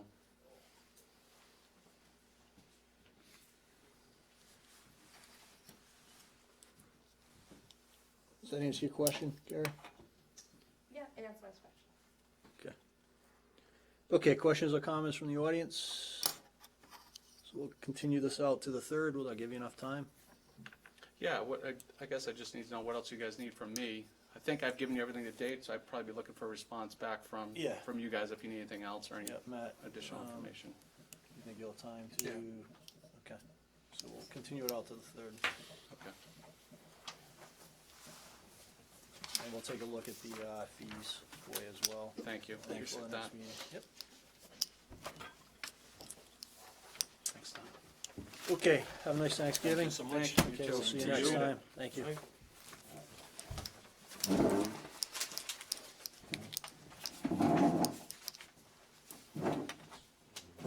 Okay, Borrego Solar, 0 Wood Street. This is a continuation of a notice of intent.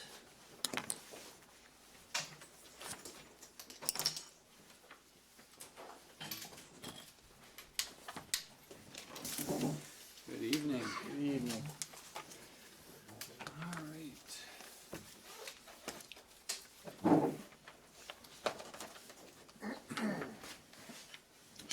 So, just gonna give a brief rundown of what's changed since our last meeting. First, I think that there were a couple documents that the commission wanted to see, namely the beta review that was done for the planning board, which we provided to Don, as well as the bylaw supplement. We revised that, updated that with the numbers that this plan reflects, provided that. Couple of changes since the last time we met. This plan, I tried to break out the numbers and kind of make a little more sense.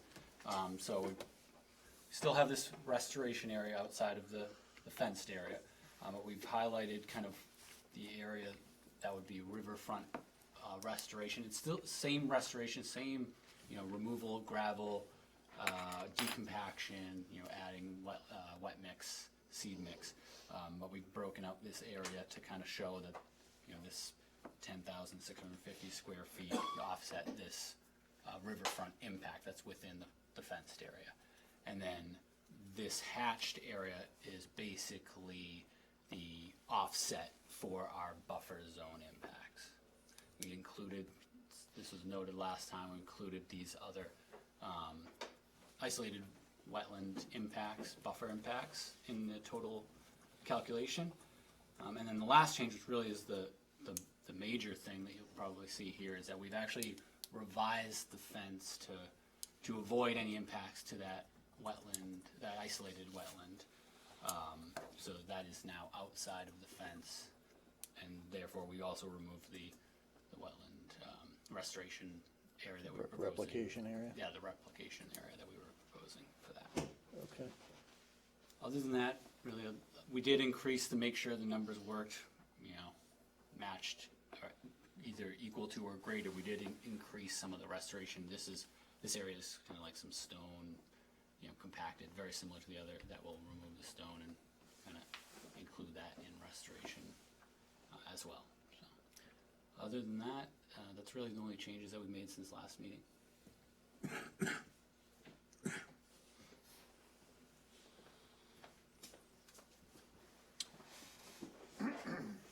Okay.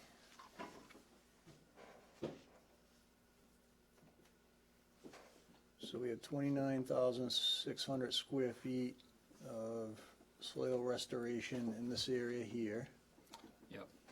And we do have the Oh, you got the total table there. table Okay, here yeah. to kind of sum them up. So That's what you were looking for, yeah, right, this is Melissa? yeah.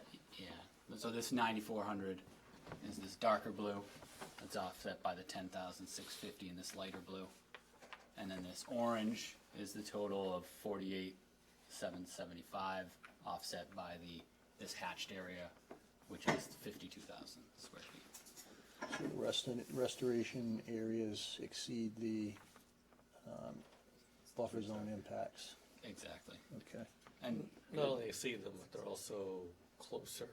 They're the more, proximate To the wetland resource, boundary. yeah.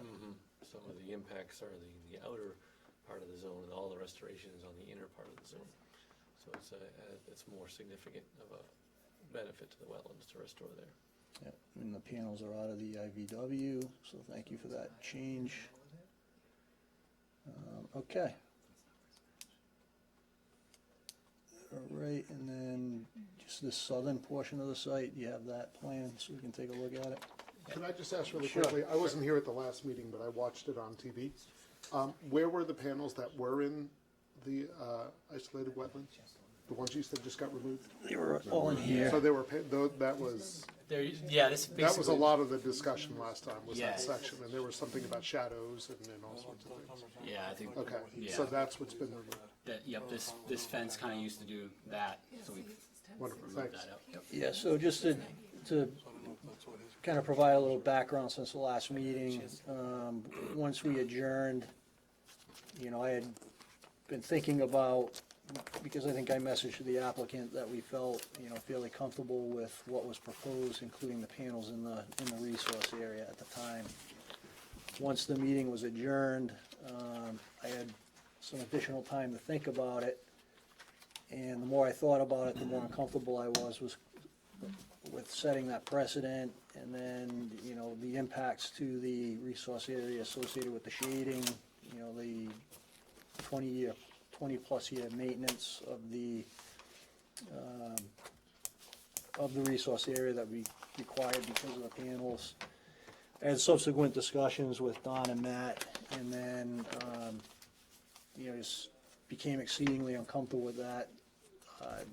Talked to Borrego about the concerns, and they basically agreed that they would remove the panels from that resource area.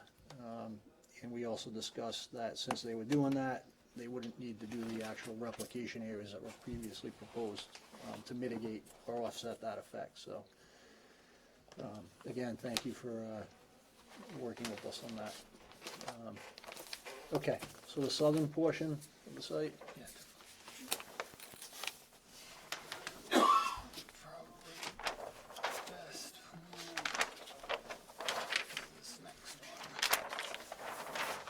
So this shows the whole site. This is what we were just looking at, this northern area. So in the south, this is a wetland resource area as well as a vernal pool delineated. We are not impacting any jurisdictional areas in here, so our limit of disturbance is outside of the 100-foot buffer of the wetland or the 125-foot buffer for the vernal pool, whatever's, you know, further out. Other than that, really the only impacts are within this gravel road, which is existing, this is Mechanic Street.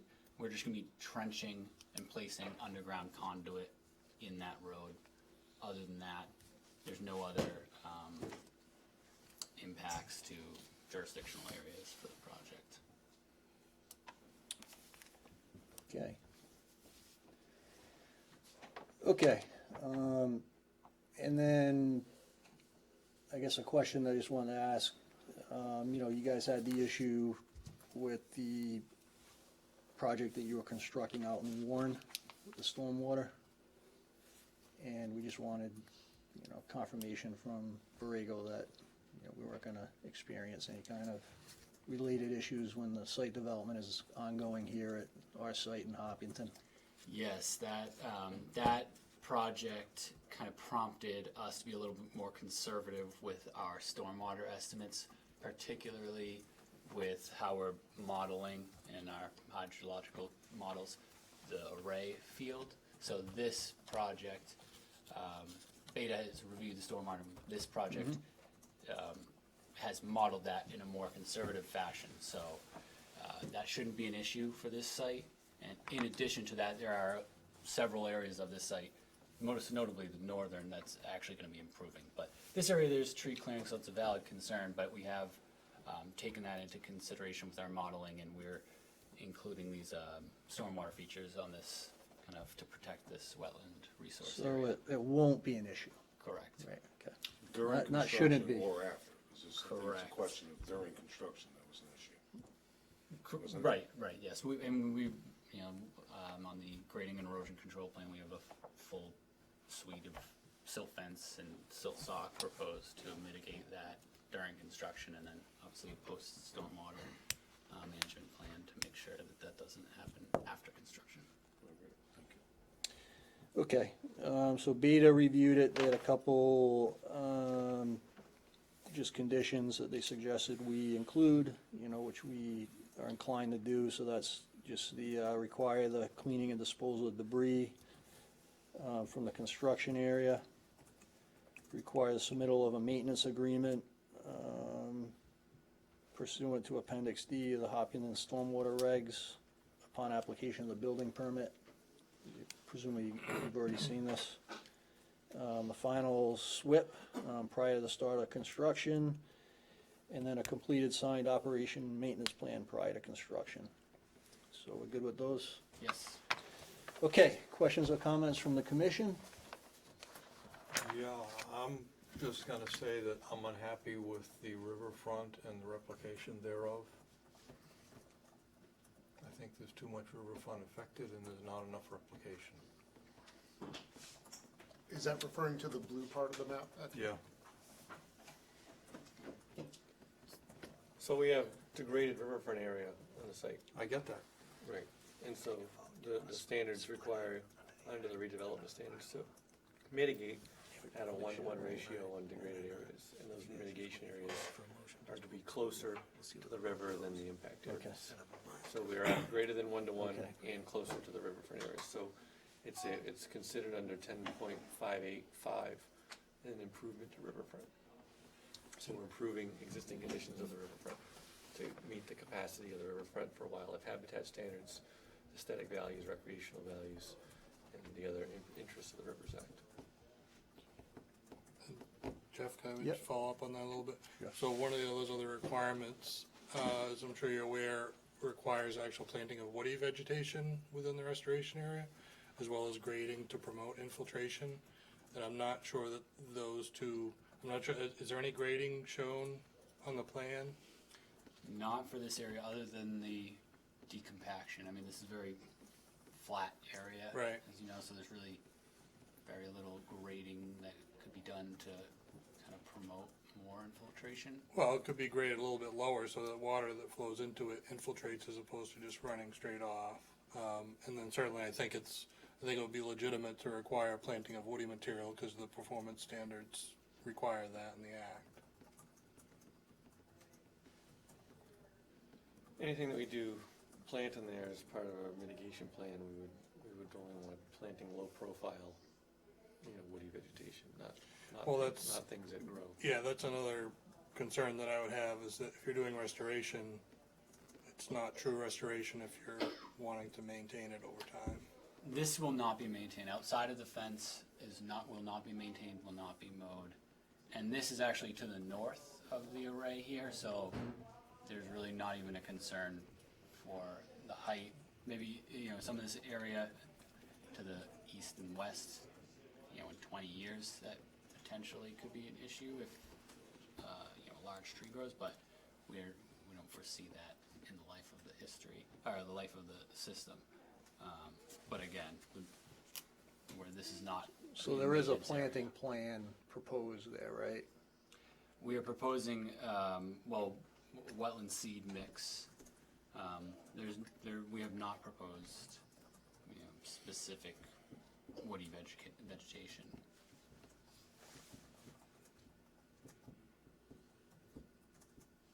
Can we incorporate that into the restoration? I think that we would be agreeable to that. Okay. And it can be shrubs, rhododendrons, berry bushes, the typical native type species. That would be something we could submit prior to a building permit as a condition. If we submit something that is, a shrub planting at a typical restoration density of something like, 8 feet on center, spaced randomly, that could be submitted and reviewed to your consultant prior to construction. I think that could probably be conditioned. Yep. I agree with that, Matt. Yep, I think so. And again, maybe something on the plan that notes that when it's decompacted and regraded, that is done in a way to promote infiltration, that it's, you know, there can be uneven topography as much as anything, so that there's lower pockets. It's gonna promote wildlife habitat value, in addition to the infiltration part of it. Yeah, I mean, I see no issue with doing that as part of the soil restoration. There'll be, you know, decompacting and just not Just smoothing it excavate a out. little bit more in certain areas, so you get the pockets. I don't think that's a huge lift here. Okay. Okay, questions or comments from the audience? Okay, so we'll take a vote on this, so that we have the, this predicated on the beta request, the submittal of the planting plan for Matt and Don to review. We'll take two votes on this, one under the bylaw and one under the act, so we'll split it. So if I can get a motion to close and approve the notice of intent as discussed under the act. So moved. And a second? Second. All in favor? Aye. And opposed? And if I can get a motion under the bylaw, please. So moved. And a second? Second. All in favor? Aye. And opposed? Okay, very good. Thank you. Great, Thank you. very much. You're welcome.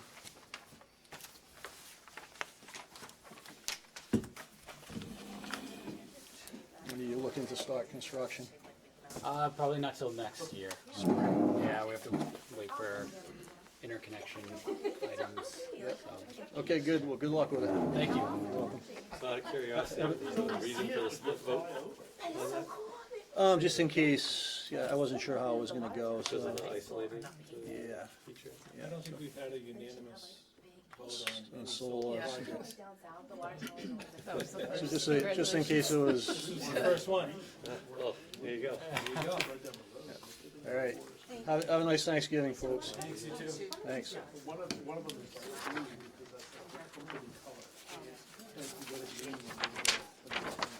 Okay, Legacy Farms, East Main Street right away. This is a project change request. How are you? Good evening, good. Mr. McDowell, how are you? Very well, thank you.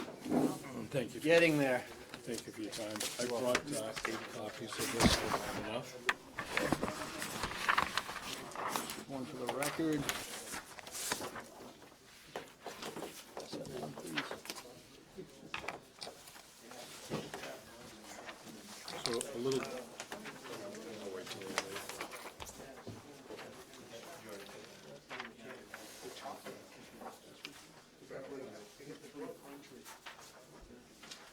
So a little background, as you know, I was in to see you, I forget how many months ago, relative to the sidewalk in East Main Street. And one of the things we were doing is we were moving back the guardrail, and there was a concern at the time that I had mentioned we were gonna have to pour some concrete over in that general head wall area.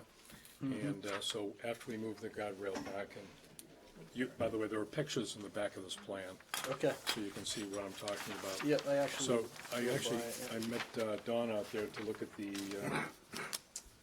area. And the conclusion we came to make this truly secure, so nothing washes into the wetlands, is, and it would also secure the guardrail, is we cut individual components of plywood along probably 189 feet, I think it was. And the idea was to then excavate out behind that and to pour a curb edge to lock, number one, lock the guardrail in place, but more importantly, if you look at the front of your plan, you'll see a little lower cross-section on the front. The idea of this concrete berm, if you will, along that perimeter, is we would pour that 3 inches below the top of sidewalk. So then when we put the berm in and we put the sidewalk in, the sidewalk would come right over the top of the concrete, so there would be nothing that could possibly wash into the water, because there would be no soil. It would be concrete and it would be paving on top of that. And of course, the sidewalk sheds towards the street into the storm drain, so nothing would be going to the wetlands. I couldn't figure any other way to do it and have it work properly. Dawn thought I should come back to you because even though I discussed somewhat concrete, I didn't discuss this amount of concrete. So I thought it was important to come back and explain this to you and hopefully get your permission. Okay.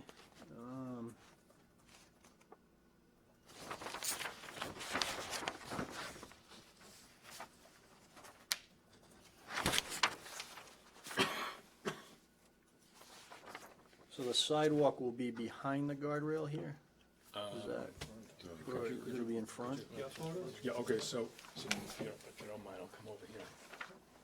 Actually, if you could go back to that other one, that was great. That one? One more? You got it. Perfect.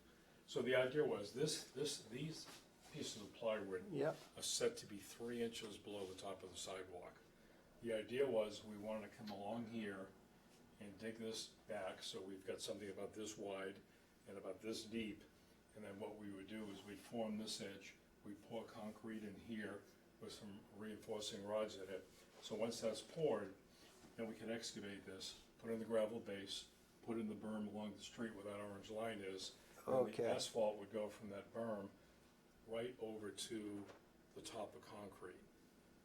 So there would be no soil eroding into the wetlands, and there'd be no gravel under the sidewalk where it meets this point. Okay. That way there we can be assured, Yep. not only during construction, but after construction, nothing would wash into the wetlands. And there's no work on the other side of them? There's no work on the other side whatsoever. Okay. That's actually the best picture right there. Yep, and that plywood's fairly secure there? So you've got it running between, Yes. girder to girder, and then there are a couple of sections where, We're gonna put some 2x4s on the where inside. if it didn't run girder to girder, you'd have to stake in behind it, you know, to give it would overlap. support it. You'd have like two, It right will. now, like on this one, it's one sheet going between girder to girder. But if you go further down, I don't know if I got any shots of it. No, it's But basically, probably, you'd have like two sheets where it would overlap, and then you would put some reinforcement on put the some outside. reinforcements in behind it. And the other key thing is if and when we pour it, you gotta pour it stiff concrete, because if you have too much water in it, it has a tendency to wanna push. Right. So basically, when I first saw this, I just said, how are you gonna ensure it doesn't blow out? Yep. You know? Well, number one, we're gonna stake the entire length of the bottom. Right. That's important. And the other thing we wanna do, we'll have a policeman come out, we park a concrete truck in the street, very dry mix, we go the entire length halfway up. Give it a little time to set, then we go back to the beginning and do the second layer. So you specify the dry mix with the concrete company? We have it shipped dry, Okay. so we can add the water when we're on site. Because a lot of times they put the water in ahead of time. Right. And Then it you comes get through, soup. and Yeah. you get soup. Okay, so you mix it on site so you can monitor the consistency of it? Exactly. Okay. Yep. It's really important that you pour it stiff. Yep. Okay, I think I'm good with that. You guys, And the back side of the plywood is gonna be reinforced with 2x something. Correct. Correct. And does that During plywood the all then pour. come out eventually, or would you? And then the forms come I out, have a right? tendency to wanna leave it. Especially because he's got it, because it's like an I-beam girder, and it's on the inside. It's gonna be So pretty once hard the to get it cement, out. the cement's gonna fill in into the I-beam and across here. You'd have to, from the backside, you'd have to cut the wood up to the concrete just to pull out, and you'd it's still just the have top loose- of it's gonna be exposed, right? None of The it. concrete. No, he's gonna have. None of the concrete concrete? go right up Oh, to none the of the top. Okay. So it'd be right up to the top. Yeah, so I don't see a reason why You it know, has and to be taken eventually out. that would rot away, and then you'd have a concrete wall there. Right. You know, eventually this is gonna get, soft. Eventually, and- you're gonna put the road across. Right. Well, not the whole length. No, Right, no, right, not the whole right. length. No. But I think this is frankly a good solution, and I think it actually makes it stronger, safer, and less susceptible to erosion. Yeah, Yep. so you don't have it slipping through the guardrail posts, you Yep. know? Okay. Okay, a So- question I know nothing about. Sure. Doesn't stop me from asking a question. I assume there is a standard at which the guardrail has to be above the grade of the road. It's set for that. When you add 4 feet wide of sidewalk that's at a higher elevation, does it still It's actually, stay the it's a same? very good question. What I did with the guardrail company is I gave them guidelines. I said, look, the sidewalk is gonna follow the contour of the road. The road's going up, sidewalk's going up. I said, when you set that guardrail, there's gonna be a 6-inch berm, there's gonna be a 1/2 inch cross pitch, so that's 6.5 inches. I need you to assume, and we stake the whole length of the berm, you need to have the base elevation of that guardrail 6.5 inches higher than the road. Oh, So the answer is, good question, it's actually, but that's what they did. Otherwise, if you just did it randomly, never would have been right. and it's not changeable No, without it is. major Yeah. work. Well, actually, we're making this guardrail much more secure because we're reinforcing it with concrete.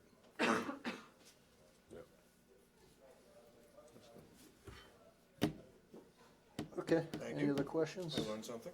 Thank you. If I get a motion to approve the project change request as discussed, So moved. and a second, please. Second. One of us. So Jim has the motion, is there a second? Second. All in favor? Aye. Whatever, don't worry about it. Opposed? Okay, very Thank you good, very thank you, much. have a nice Appreciate it. Thanksgiving. Thank you, Yep. you too. Thanks. Happy Thanksgiving.